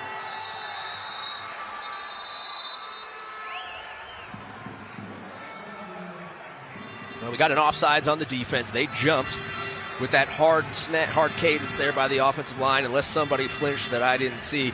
Unfortunately now for Munich, they get that. I'll let the ref talk. He can sort it out. Until he starts talking, I'll keep talking. They get that flag on the perimeter there. I don't know that that was a good one. There are 2 fouls on the play. Offside, defense number 15. The penalty is declined. Pass interference, defense number 2. The penalty is a spot foul. Automatic first down. So due to that foul, nice yardage, the nice gain for the Raiders Tirol. And what we saw is Russell Tabor did not really look injured on the sideline of the Munich Ravens. So it might be a coach's decision to take the starting quarterback off the field and playing with Levin Adam now. Steven Krajewski buys himself some time, goes over the middle, finds again Toni Rabensteiner. Nice completion. Yeah, good job there by Krajewski. Pressure off that right edge, loses contain, gets himself out in space, keeps his eyes downfield, finds the crosser. Sometimes you talk about quarterbacks and you're throwing it back across their body. We usually would say you got about a 5-yard clearance right there as a receiver. You need to stay within 5 yards of the quarterback in terms of the horizontal distance on the field. That was a really well-executed scramble drill.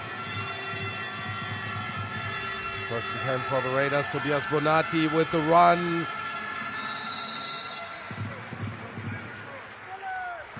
Again, nice gain for about 5 to 6 yards. This is the play we saw hit earlier in the game, this weak side outside zone from the gun with the over-the-top ball handling. Again, a nice cut inside. Munich holding the edge. Offensive line for Tirol getting the edge stretched. Back sees it, cuts inside. Good positive game.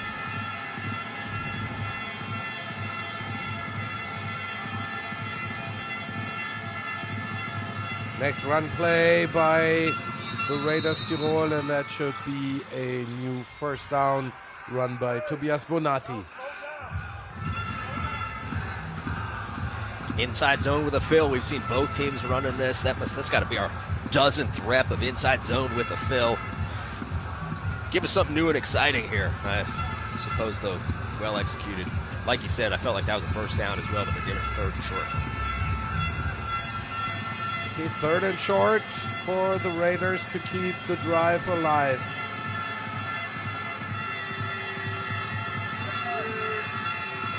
Quick pass to the outside. This is definitely a new first down by Felix Kanta.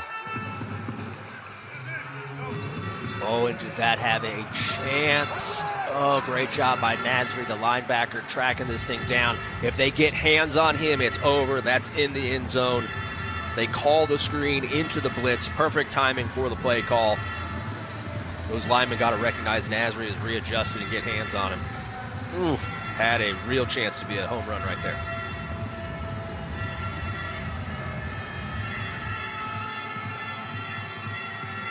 First and 10 at the Ravens 19.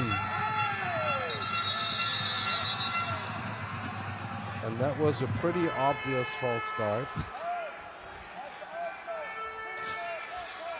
False start. Offense, number 85. 5-yard penalty, still first down. Markus Schabal, who actually started the season playing for Paris, and now he came back to the roots, came back to the Tirol Raiders.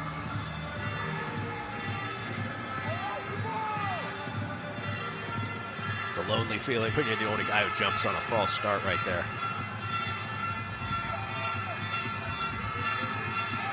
Empty backfield for the Raiders.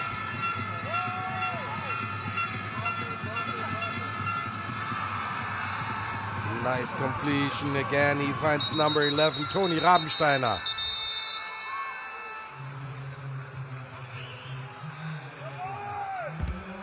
mesh against zone, the guy over the ball. Really good job finding space against this zone, settling right there. Oh, yeah, nicely done. Staple play for every football team. Everybody's got this play right here. Not everybody can execute it this well. Great job by the quarterback recognizing the covers. Great job by the receiver finding his spot. Love it. That's well done right there. That's good football. Good, clean football. So the Raiders reached the 7-yard line. First and goal for the Raiders Tirol.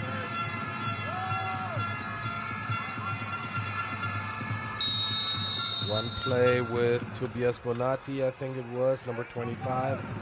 Ball carrier. No, it was Tim Tonko, number 26. I think I need new reading glasses. I constantly mix up 25 and 26. You know, these are actually, I hate to pile on, these are actually easy jerseys to read. Last week, we got the Nordic Storm. And what are they doing with the two-tone numbers on these Munich jerseys? Don't get me started. These Munich jerseys are hideous. No offense to whoever designed them. Probably just one man's opinion, but goodness gracious. Not that easy for a commentator, at least. And there is the run into the Holy Land. Touchdown, Tirol Raiders, Tim Tonko. There we go. Finally, that three-headed running back attack. One of them finds pay dirt. Downhill, either inside zone or duo. That's a statement run. Okay, hey, we're trying to make a comeback. Here we go. A lot of guys with no shirts on. That's probably the most guys I've seen without shirts on, not around water, in at least the last couple of months.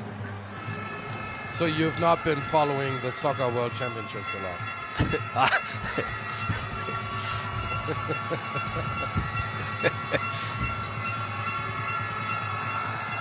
Extra point is up and it is good. We have a new score.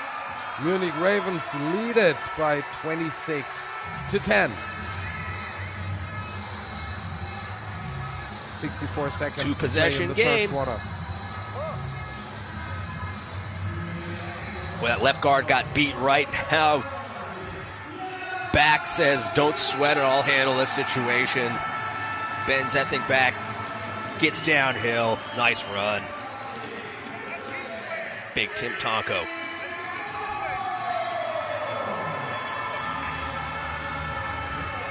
Actually, by 2 centimeters, the smallest of the running backs that the Raiders Tirol have. And to be fair, if you marched out all three of those running backs' parents, all three of their moms, I guarantee you take the jersey numbers off, they'd have no clue who's who. It's very easy for us to mistake. Their own family couldn't pick them out. You're good. Because it's not only that their physique is almost identical, they're also identical types of players. The way they move and the way they cut upfield, the way they carry the ball, it all looks alike. That's the Raiders Tirol school for running backs. They're all graduates. It's very true. It's very uncanny how similar all three of those guys are.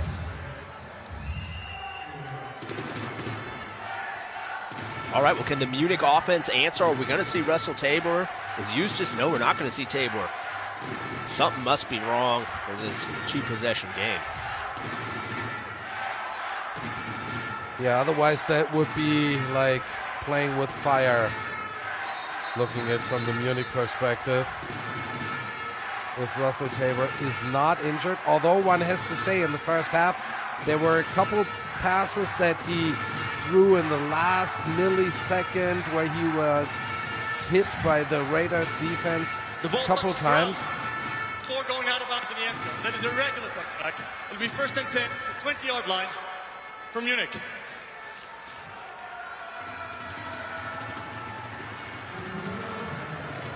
All right, well, everything going the Raiders' way right now. There's too many different kinds of touchbacks nowadays. 20, 35, 40. Opu, I personally think that we should get rid of all special teams, just put the ball in the 35 and let's go. That's just one man's opinion. But I think Bijan Harris would have something against it.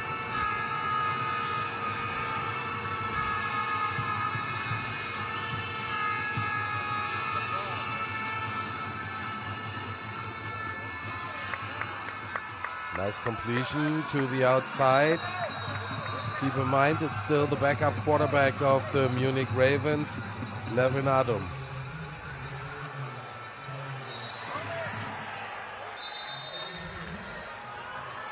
You know, John Shoup, the head coach of the Nordic Storm, he was the head coach with his Munich Ravens team. He speaks very highly of Adram as a quarterback. Had him even, 3-4 years ago, much younger player then. He's continued to mature and evolve there. It takes the that into the this or that, running that ball or throwing that hitch. Puts it on his man, lets his man do the dirty work.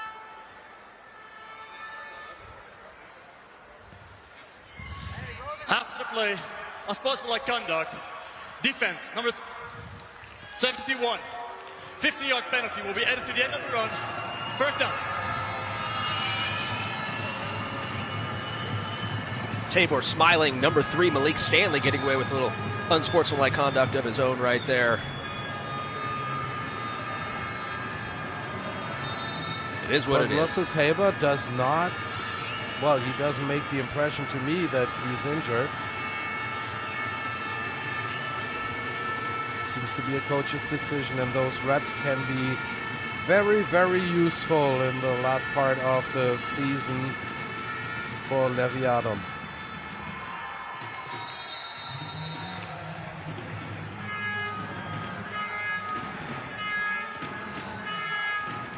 Again, the Raiders, they can't allow this inside zone run to be the death of them.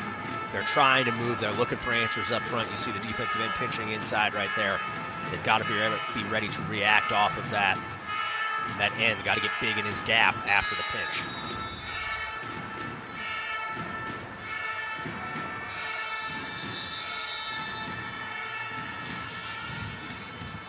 This is the end of the third quarter. Already, that was a quick third quarter. We're taking a little break. The Munich Ravens are still leading 26-10. We're back in a couple of minutes.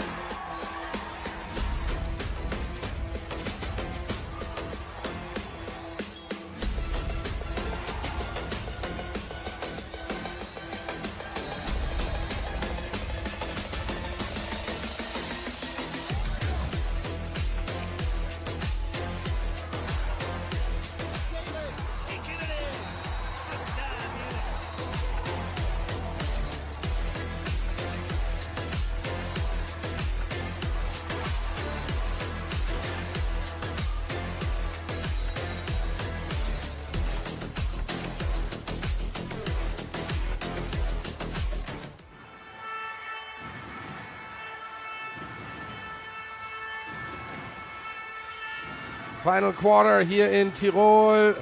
Munich Ravens are having the ball, but a fumble, but they recover it. Thanks to the big offensive lineman, number 57, Harry Saya.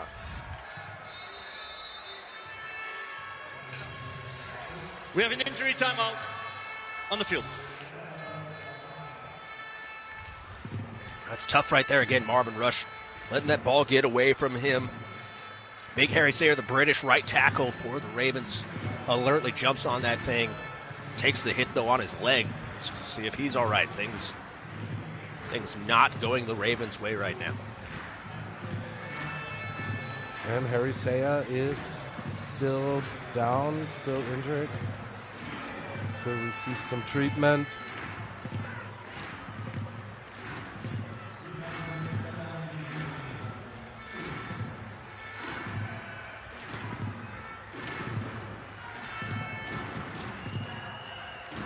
The Raiders, if the Raiders can get a turnover, well, that looks like he can move again. Holy smokes. He put some healing hands on Harry. Nicely done, jumping up. invert. Oof. Yeah, that's a tough one right there on the leg. But naturally, for one play, he has to leave the field now because the game was interrupted due to his injury.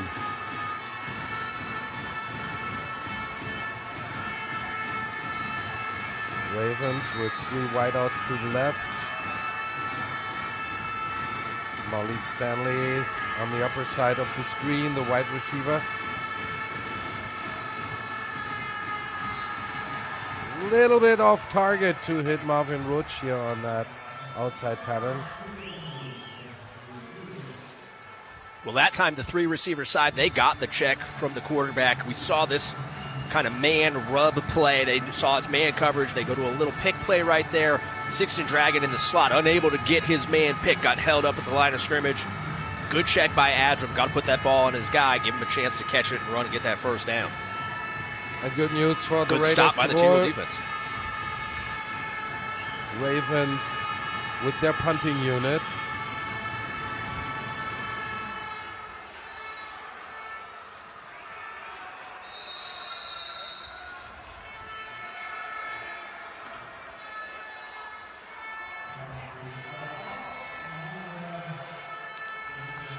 Another thing that he did not mention to you, Sixton Dragan, he can also punt. You know, and I brought this up last week. Sixton Dragon, his first name is literally 6'10". I was trying hard to convince him to wear the jersey number 610. Petition the league. If there ever was somebody to break into triple digits, it's the guy whose first name is triple digits. The kid has 0 sense of comedy. Like, it's just it's disappointing and embarrassing, really. Sixton, you got the chance to do something great, and you don't. Like, come on, buddy.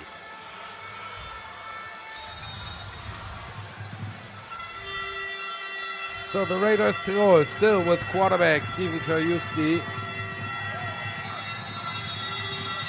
And the next penalty against the Raiders. Full start. Offense, number 85. 5-yard penalty. Step first down.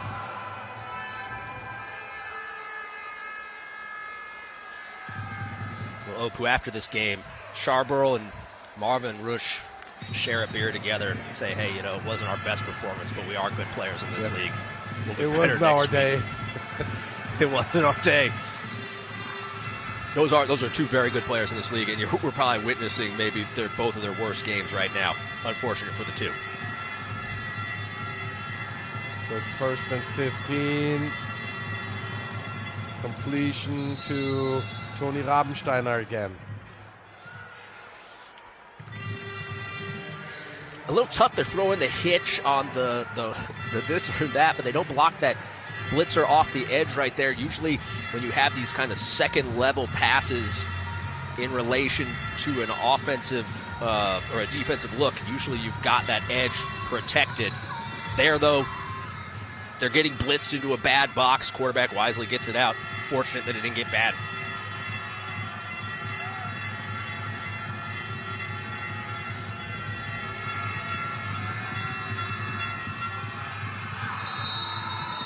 Incomplete. Actually, the Raiders Tirol are playing the whole time without their U.S. import, Jalen Carter. He was actually listed to play today. I didn't see anything that he injured himself or that he had any other issues. Point. I'm ashamed of myself not recognizing that up until this point, but the guy had a huge game against Prague last week. Unfortunate, huge miss. Huge playmaker for this offense, not on the field today. Blitz is coming and they hit Krajewski again from the blind side.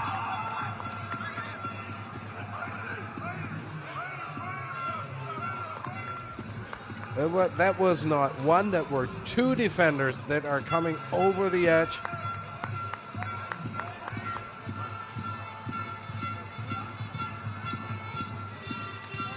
Certainly some sort of miscommunication on the left side of that line. That the left guard and left tackle, they're sliding in that direction. The back's leaving the other way. I have to assume they're sliding in that direction. They have to get that blitz picked up, or else that's what's going to happen to them. Raiders punt.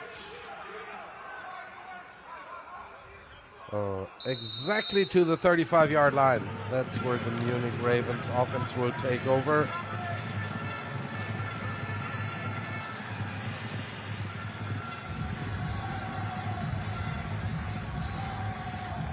Well, the Raiders put together that good drive to bring this thing into a two-possession game and then stall out right there. Not what they were looking for here as we're starting this fourth quarter off. The number of possessions you're going to have the rest of the way out are limited. Got to take advantage of each and every one of them.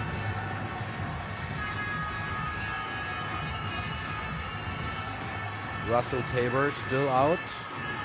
Ravens are still playing with number 17, Levin Adrom.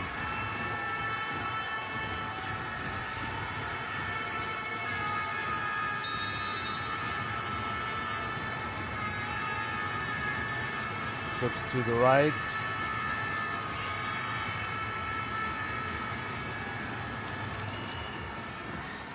Run play, nice second effort there by number 26, Benedikt Pola.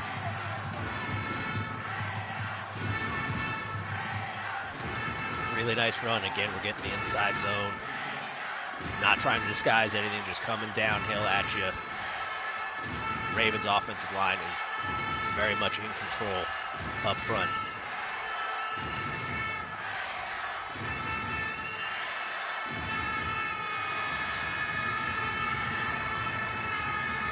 That's a classical waste down. 2nd and 1, you have the whole playbook for you to use.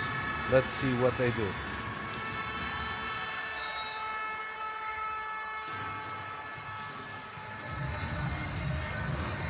So this is that crack screen. I brought it up. They ran this last week, and the receiver's blocking too early again here. It looks like he's blocking too early. I have a hard time believing the refs didn't watch this during the week, but they've got to be very careful. They cannot be blocking downfield before that ball is caught. This is NFL rules. In college, as long as it's caught behind the line of scrimmage, you're okay blocking. NFL rules, you cannot be blocking downfield before that ball is caught. They got away with it on a couple of very, very big plays last week. Here again, very close right there. I could be wrong, but felt like he was on that guy early. 3rd and inches. Little high snap, but good handling of the ball by the quarterback. And that is a new set of downs, new first down for the Munich Ravens, run by Benedikt Pola.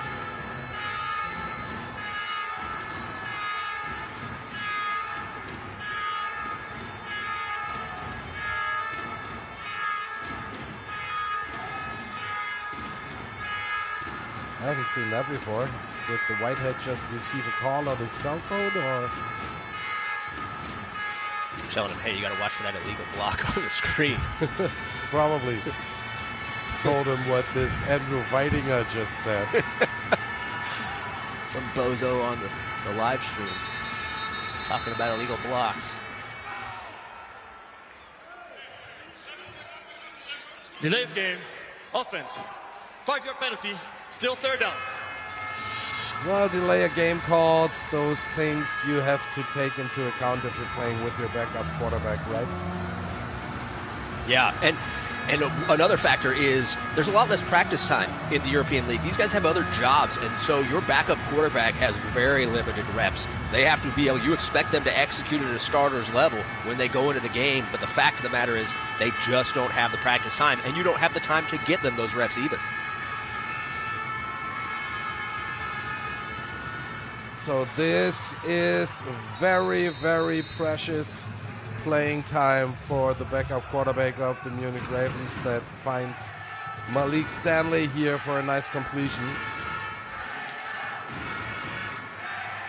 Great timing on this hitch. Ball in the air, maybe a little bit high right there, but right as Stanley's turning around, the anticipation, like you can't coach that sort of thing, understanding where your guy is going to be, not where he is, especially on a timing route like this, and just putting it on him, trusting he's going to run the right route, trusting you're going to throw it to the right spot. That's a great rep by the young quarterback. 2nd and 2 for the Ravens. Run play up the middle. Again, Benedikt Pola that gets the most carries in the second half after Justus Selig is a little bumped up on the sideline. This might have been a tough spot right here. You see him coming over the back. And they said he was short. Looked like he kind of fell forward for that first down.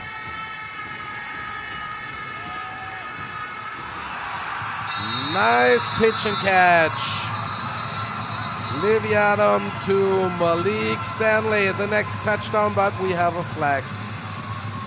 Yeah, they're going to call offensive pass interference. The same side, huge mistake, the same side that Nitzelnader got called for that bad PI earlier. I'll let the ref talk. Same back judge. Oh. Maybe they were calling Thunenberg and telling him you got to hit the button on that thing before you talk. The problem is there are so many buttons on that thing. and you never hit the right button. Or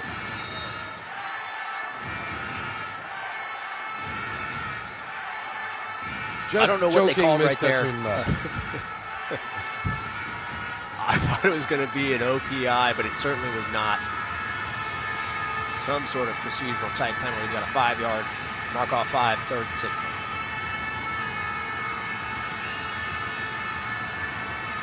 So it's 3rd and 6.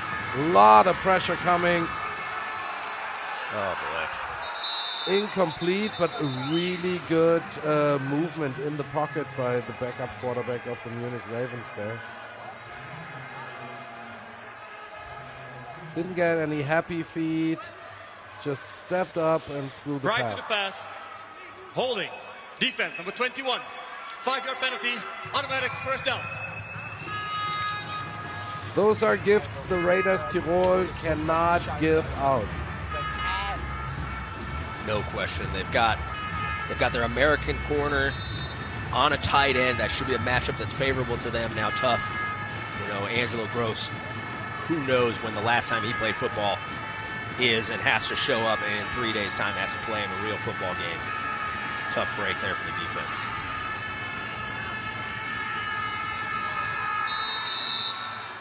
That one slipped out of his hand.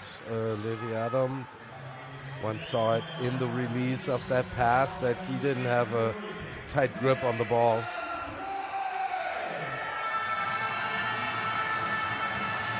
Yeah, that seam route, you kind of want to throw it away from where that middle field safety is at. Looks like Trey Rucker maybe had an opportunity, if he had eyes on the ball instead of the receiver, to possibly make a play on that. Quarterback got to be very careful. 4 verticals, you got to have that field space, and if it's not space, don't try to force it somewhere that it doesn't need to go.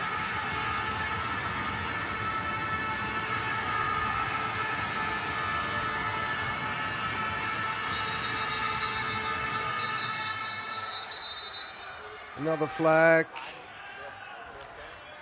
And I guess this one goes against the Munich Ravens. Full start. Offense. The right guard. 5-yard penalty. Still second down.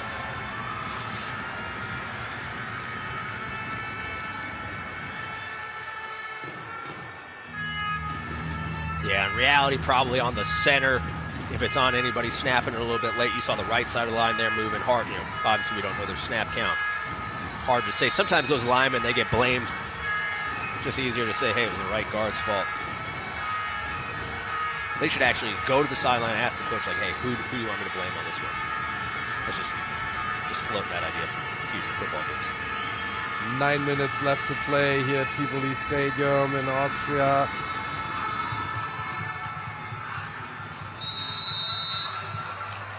Well, Benedikt Pola, he's going to argue that he was not down.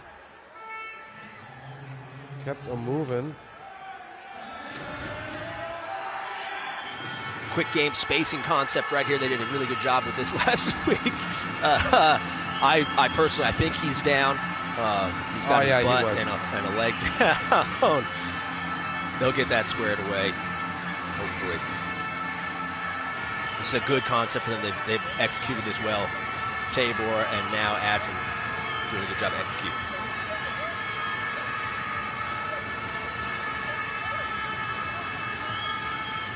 Deep pass. almost intercepted. Jan Meyerhofer had his fingers on that ball.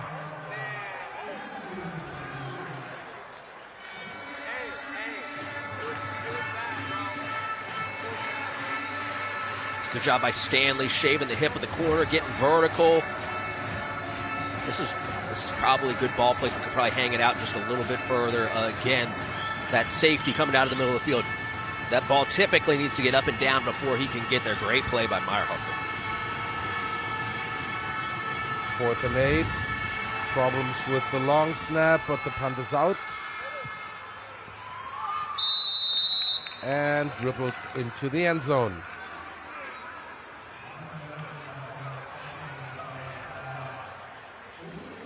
Hey, you know, Munich facing a tough situation right here. They don't have their starting quarterback. They don't have their starting running back. Their other starting running back, their other starting caliber running back or opening day starter, he's also out in Justin Rodney. Shoot, one of their best defensive players, if not their best defensive player, Tony Anderson, out for the season on IR. Now you flip things over, the Raiders coming in. They don't have their most explosive offensive playmaker either. Football season is a battle of attrition. Who's going to be healthy at the end? Sometimes luck, a bigger factor than skill.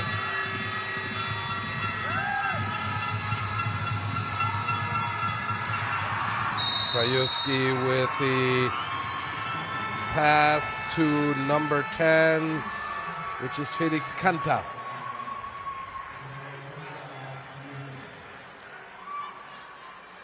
It's probably a good move here by the Raiders. They've been dropping back. They've been trying to stay in the pocket, and they've gotten sacked a handful of times. Here they go to the boot. Move out of the pocket. Keep things moving. Don't let those defensive linemen, don't let them earmark exactly where that quarterback's going to get to on his drop. Move that pocket. 1st and 10, Raiders. Pass over the middle, incomplete.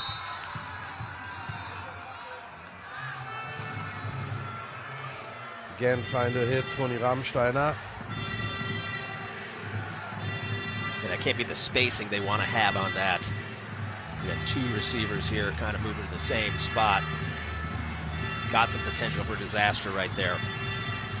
Unfortunate. Just ends up in incompletion. One thing's for sure, it doesn't matter how this game ends, Kendall Ellison will not have a voice after 4 quarters, as it is usually the case. So for any colleagues and journalists, if you want to do an interview with the head coach of the Munich Ravens, don't do it after the game. Because it sounds more like Darth Vader talking.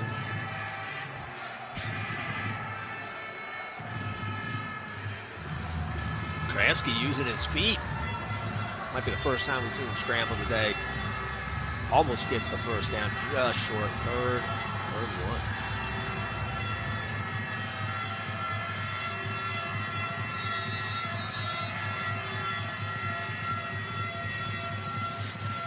Third and 1, and Kendall Ellison is not amused. The second half.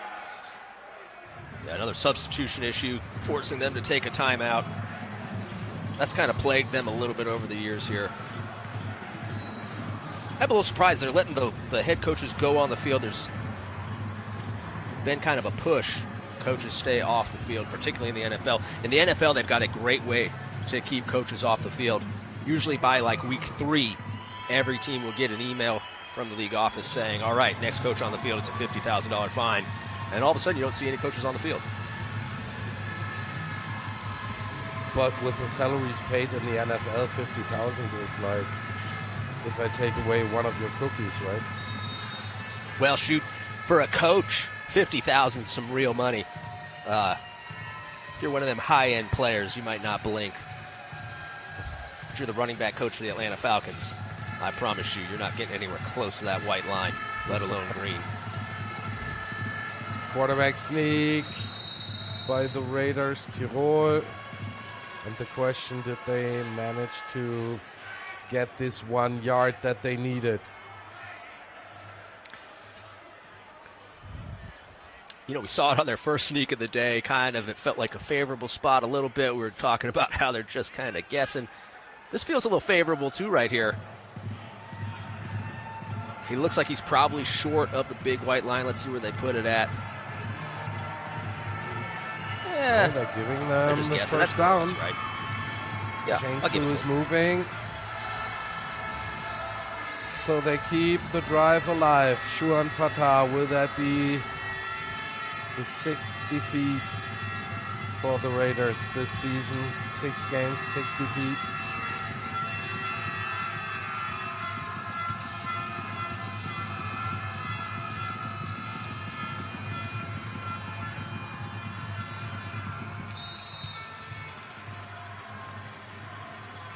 Adrian Platzkummer running in circles, but not gaining any more yards. Again, that quick game concept, the sticks and the quick outs. You know, we saw Marco Schneider make that catch on the stick earlier in this game. Schneider also another playmaker with the American receiver out. Schneider probably the best playmaker on this offense out. Great catch there by the better looking at the two Platzkummer brothers.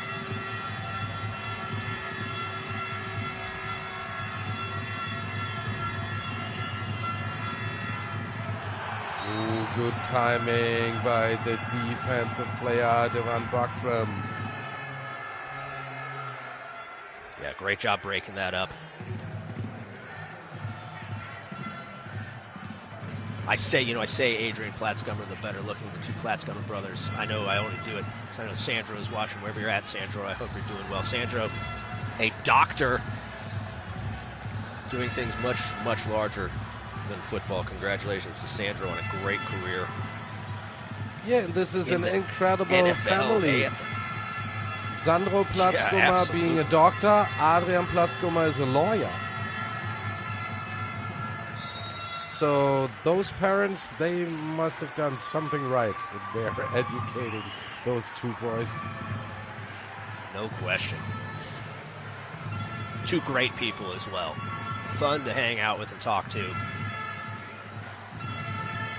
Tried to convince Sandro to come play with us in Madrid last year. Told him we'd have a great time on the beach. He was too smart. He knew that Madrid was landlocked.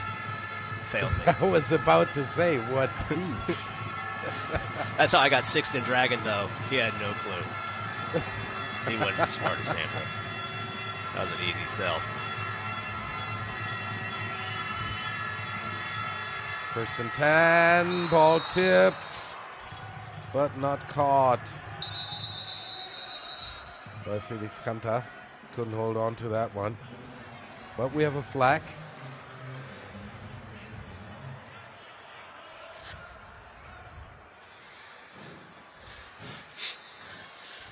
Offside.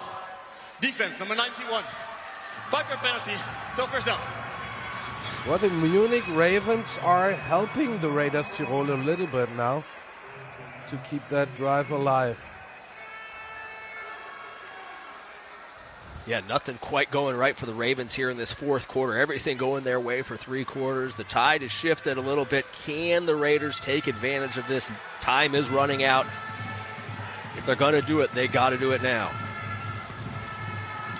And they should do it quick. Yes, the quicker the better.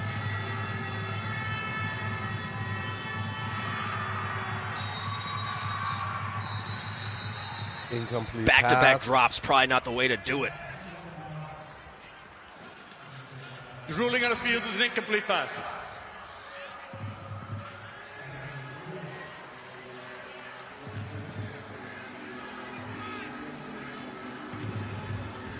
Actually had the ball, but then threw it away somehow.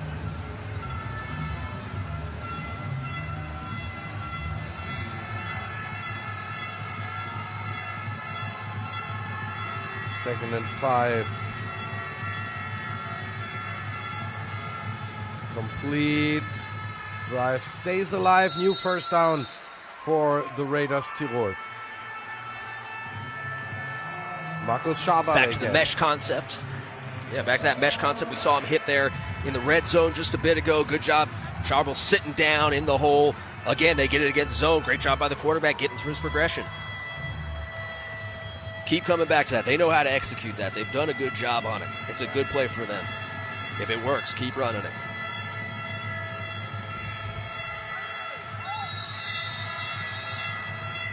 That's a false start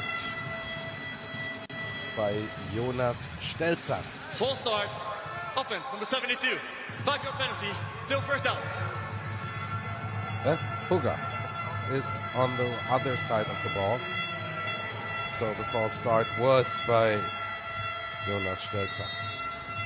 There we see it.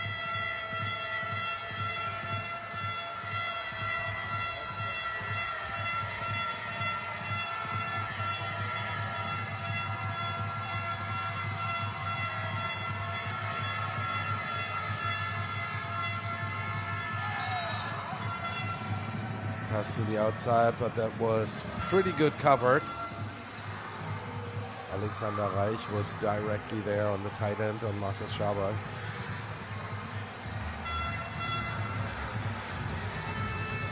Good coverage by the linebacker. That's, again, they've got the flat and the bench route there into the boundary. They've been unable to hit, running at least twice in this game. So second and 15. Second and extra long.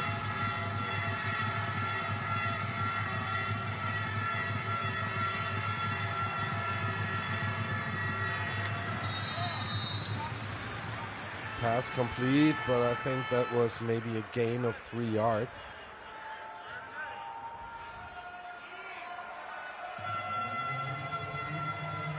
Here in the fourth quarter, inside 5 minutes, this will stop the clock. Anything out of bounds inside of 5 in that fourth quarter, inside of 2 in the first half, gets the clock stopped.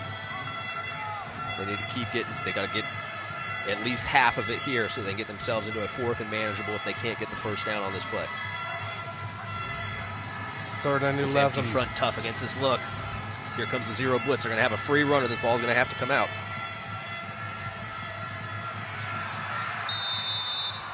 Nope.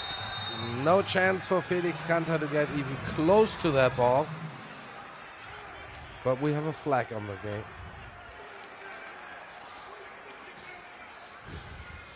Personal foul. Roughing the passer. Defense number 19. 15-yard penalty. On the pick. First down.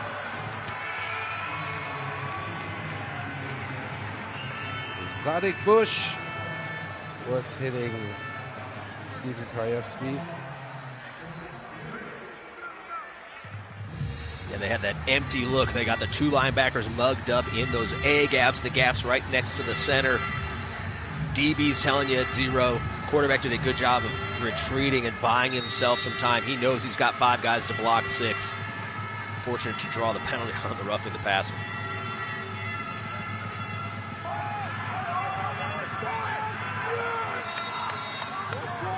Well, this is, in a way, the story of this game for the Raiders Tirol.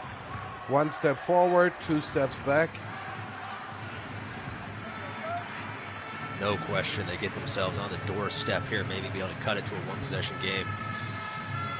Not only is this a big chunk of yardage lost, but this clock is now ticking. These are precious seconds here late in the game.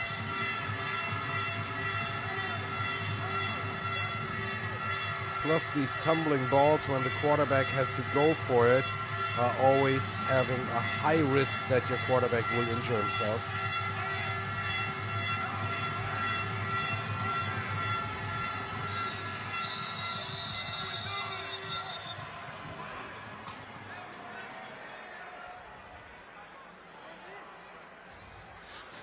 Before the snap, before time expired, timeout, Tirol. It's the first team timeout, second half. Okay, they avoided the penalty for delay of game by taking the timeout. A timeout. It's like the old double whammy. If it would be a little closer that game, this timeout here could give a problem to the Raiders Tirol that they have to take this timeout. On the other hand, if they don't score in this drive, this game is lost anyhow. Yep.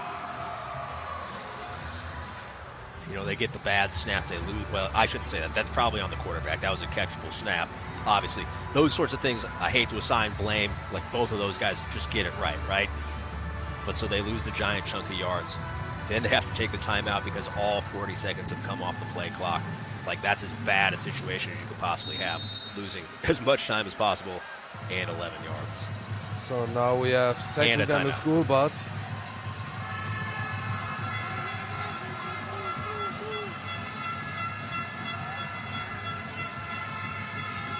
Krajewski going deep, but overthrows Adrian Platzkummer, who was open. Oh, they're going to want that one back. Had him open on the sideline. Drop 8. Nobody should be open. Platzkummer all by himself on the sideline. Just overthrown.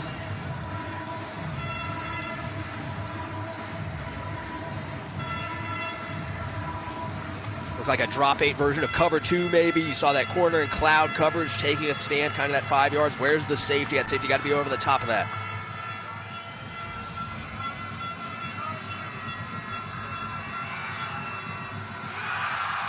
Next completion for Steven Krajewski, and again he finds Felix Kanter, who really has a very impressive performance today for somebody who just stepped into that team.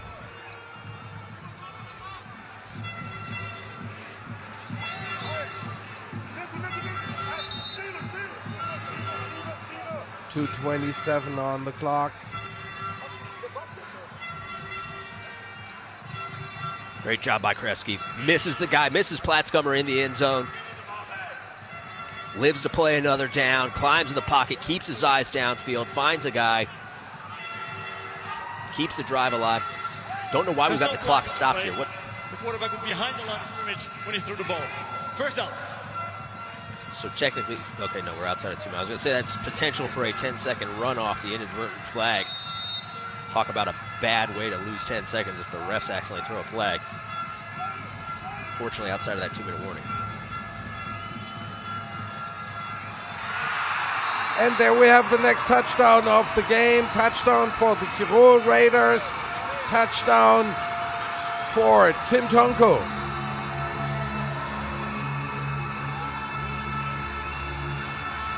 Huge 2-point conversion coming up here.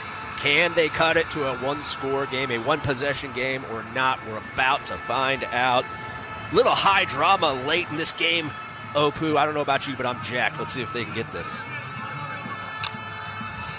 Well, if I'm objective and I want to have a close game and I want to have some action here in the last couple minutes, then I'm going for, let's go Tirol, 2 more. Nope. Marco Schlabitz says, not with me.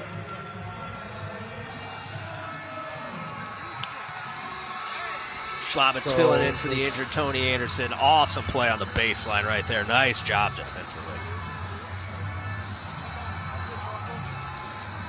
So it is a 26-16 score. And the next question that I was about to ask now is not necessary anymore, because I think we will not expect a onside kick now. But you're saying here they have to onside now. That's the only way if they want any chance to get back in this thing. Otherwise, they're going to have to but if the 2-point conversion, if the 2-point conversion would have worked out, it would have been a must onside kick. Yes. Now you can say, okay, we can do one onside kick, score, and then do another onside kick. The possibilities of that. Tirol has elected to go for an onside kick. So there we have the answer of our discussion. And the odds now, the new onside kick rules, it's so very hard to recover these. I think there's been 8 recovered in the NFL since they've changed the rules. Out of, I suppose I should know out of how many. Extremely difficult when you have to tell them you're onside kicking. You can't leave until the ball is actually kicked. You can't move. There is no forward momentum to be built up by any of this coverage unit. Very difficult to recover an onside nowadays. Plus, on the defensive side of the ball, they have the hands team in there. They got everybody in there who's capable of catching a ball.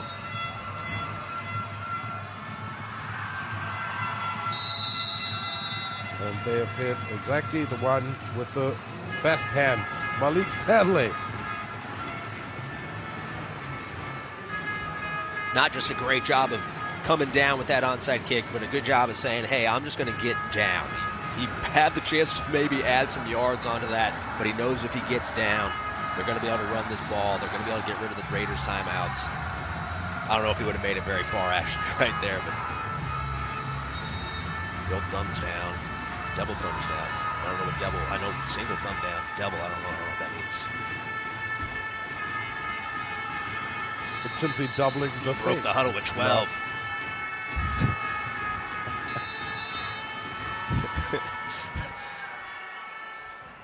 This is a flag. I don't know what they're talking. They just broke the huddle with 12 guys. Okay, here we go.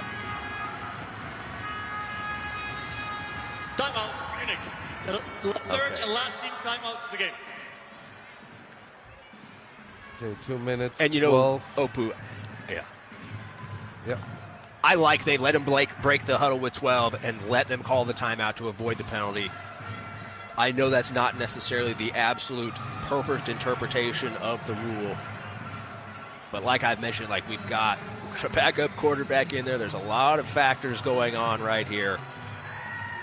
They recognize they made a mistake. They're trying to rectify it, give them the timeout, let them fix it. Now, if you're the Raiders Tirol, you're saying, this guy's an idiot. What is he talking about? Like, that's a penalty. But, hey, you know, they're entitled to their opinion. Well, this decision will definitely not decide the outcome of this game. That's for sure. Raiders simply in the first half. The first half, they simply didn't get their offense rolling. Second half was actually better, or made the better impression.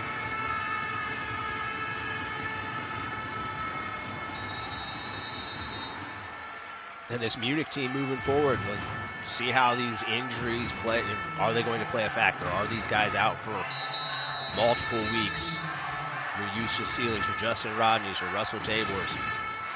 This is very hard to deal with injuries in a league like this where you have limited practice time, where if an American quarterback goes down, you'd like to get another American to replace him. Like, a guy's got to learn a whole offense in a couple of days. That's not easy. He's got to fly over there and learn it. Like, that's tough. Yep. And the Munich Ravens, it's not getting easier. Next week they are playing against the Frankfurt Galaxy, and for the Raiders Tirol next week, well, first you have the Ravens. What comes next? Nordic Storm.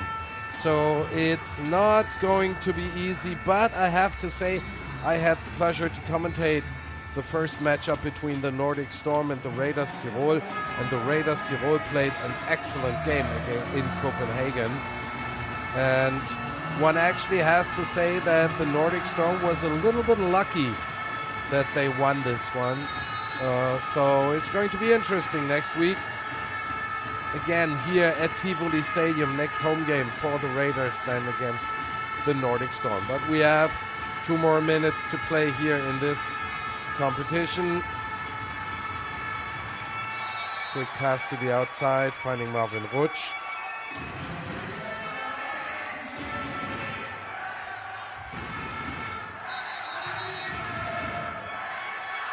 Kind of tough spacing on the screen right there. You see 6 Dragons man making the tackle. Timeout. Raiders. Second timeout, second half.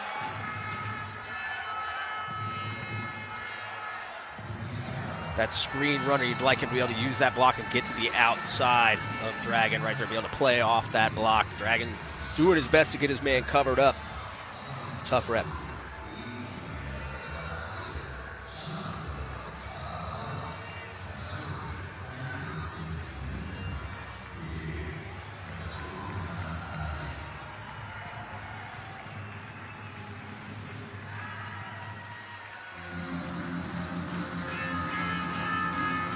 So the Raiders had to take this timeout to stop the clock.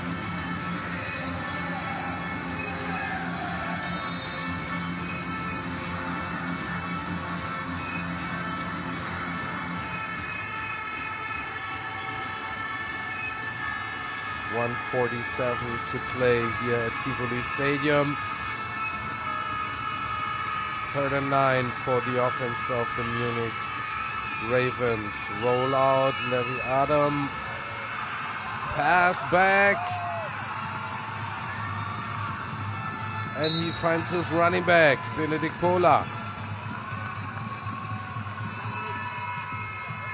Well, that was a strange play in a way, because actually you say to your quarterback always don't throw back. But that was the mother of throwing back. Yeah, the naked throwback right there. Usually you don't see that on 3rd and 9, but here in a 4-minute situation, 4-minute being what teams call the kind of run the clock out situation. Obviously a good call. It worked. Now here I think you take the knee. I don't know that you need to score anymore. But Levi Adam has different thoughts on that. Quarterback keeper, touchdown, Munich Ravens.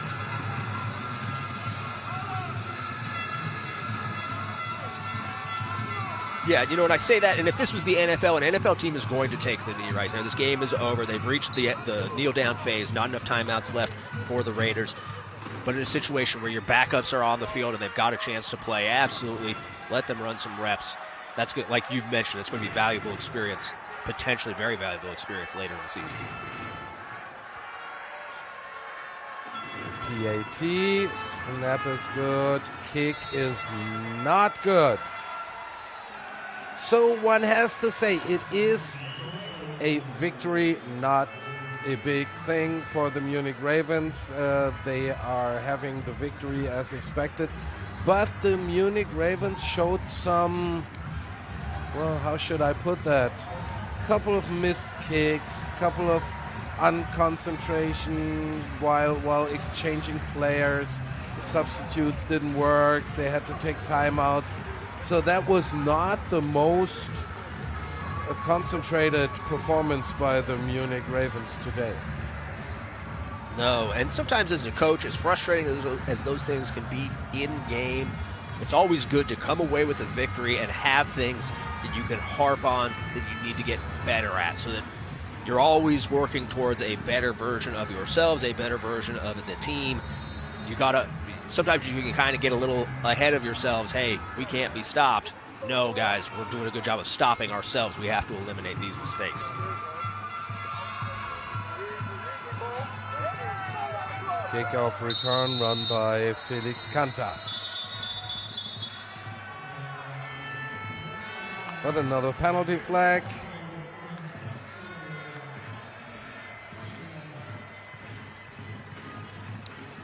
Fellow University of Arizona alum right there. I'm drawing a blank on the name. The Munich Ravens there. Bald head. That's a nice looking bald head, though. Personal foul, face mask. Return to kicking team, sorry. 15-yard penalty will be added to the end of the run. First down. When you play the Ravens in Munich, the first guy to greet you off the bus, our bald-headed friend there on the sideline. The two of us both attending the University of Arizona and graduating from there, so he's good in my book.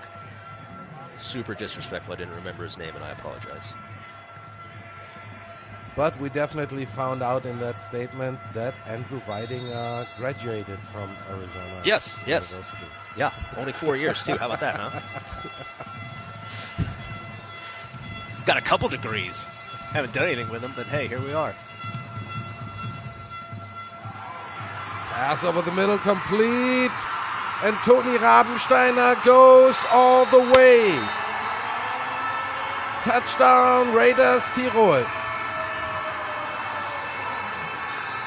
All right, so a couple things I don't understand right here. Ravens going cover 0. Obviously, they've had success with it. They just need to get probably like 2 plays tackled inbounds, and this thing's over. But they go with the cover 0. Quarterback hits the in-breaking route quickly. The guy covering him thinks that the ball has maybe been dropped or poked out and stops playing. And all of a sudden, 50 yards later, we got a touchdown.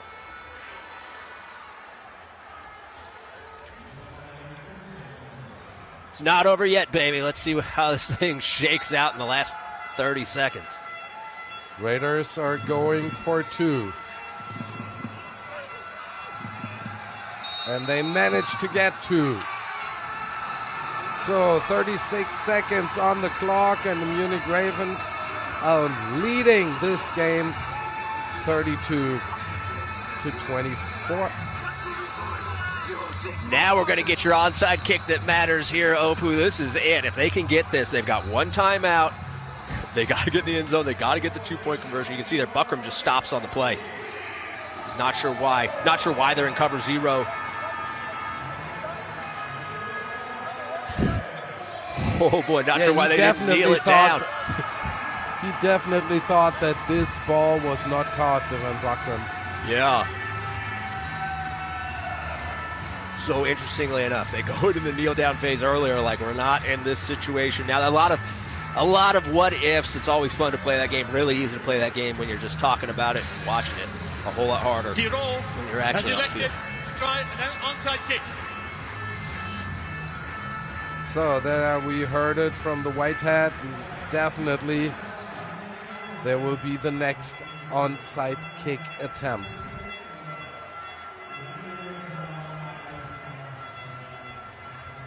Again, naturally, the hands team is in for the Munich Ravens.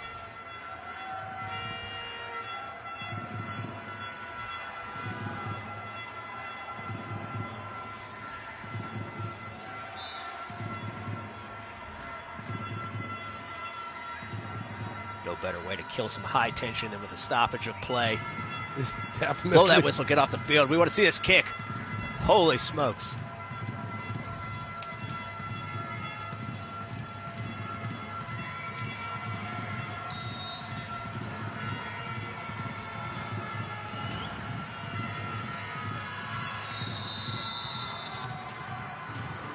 And now this game should definitely be over, because Munich Ravens should hit the victory formation now. And now play another play, and that is it. So the Munich Ravens are winning against the Raiders Tirol with 32-24. It's gotten a little bit tighter at the end, but still under the dotted line. A well-deserved victory for the Munich Ravens that are now having a 6-0 record, and the Raiders Tirol, it's the total opposite. They have still they're still waiting for their first victory this season, 6 defeats in a row. Raiders next week are facing the Nordic Storm, and the Munich Ravens, they are welcoming the Frankfurt Galaxy in Bavaria, in Munich, which will be an interesting matchup as well. I'm saying thank you very much, and the famous last words by Andrew Weidinger. Oh, shoot. I don't have any famous last words. I appreciate everybody for tuning into the stream today. Tomorrow we've got Frankfurt and Paris. Be sure to tune in just a couple hours earlier here on YouTube. More EFA action coming at you all weekend long. A lot of good games on the slate. Thank you very much. 32-24, the final score here in Austria. I'm saying thank you very much, Andrew Weidinger. That was it from us. Tomorrow, Galaxy against Musketeers. Tune in.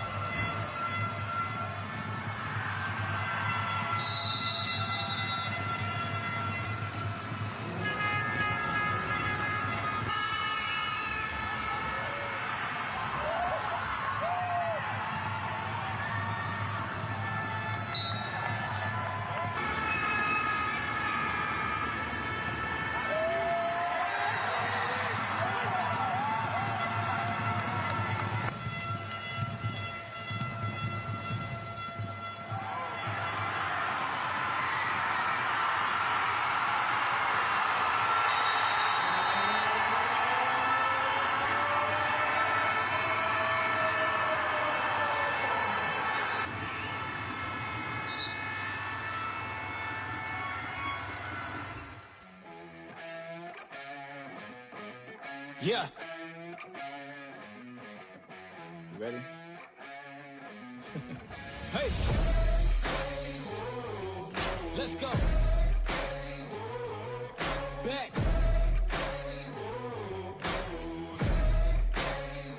Yo, once again I'm back around. Real shit back in style. Haters reconcile. I'm so black and proud. First class tickets now. Feet all in the eye. Everybody looking down. Everybody get red when you drown, huh? Look at me, up. I'm putting it down, you picking it up. Checking the models, they want us to go to college just so we can be stuck. Go to school to make a living, or teach yourself to make a fortune. Common sense, welcome to the apocalypse, bitch, I'm one of the horsemen. I don't need your endorsement, I don't need reinforcement. Giving you your last warning, cause I'm at my prime. Yeah. I'm at my prime. Whoa. Have I gone too far? Do you detect something different? If you look inside my head, would you say something's missing?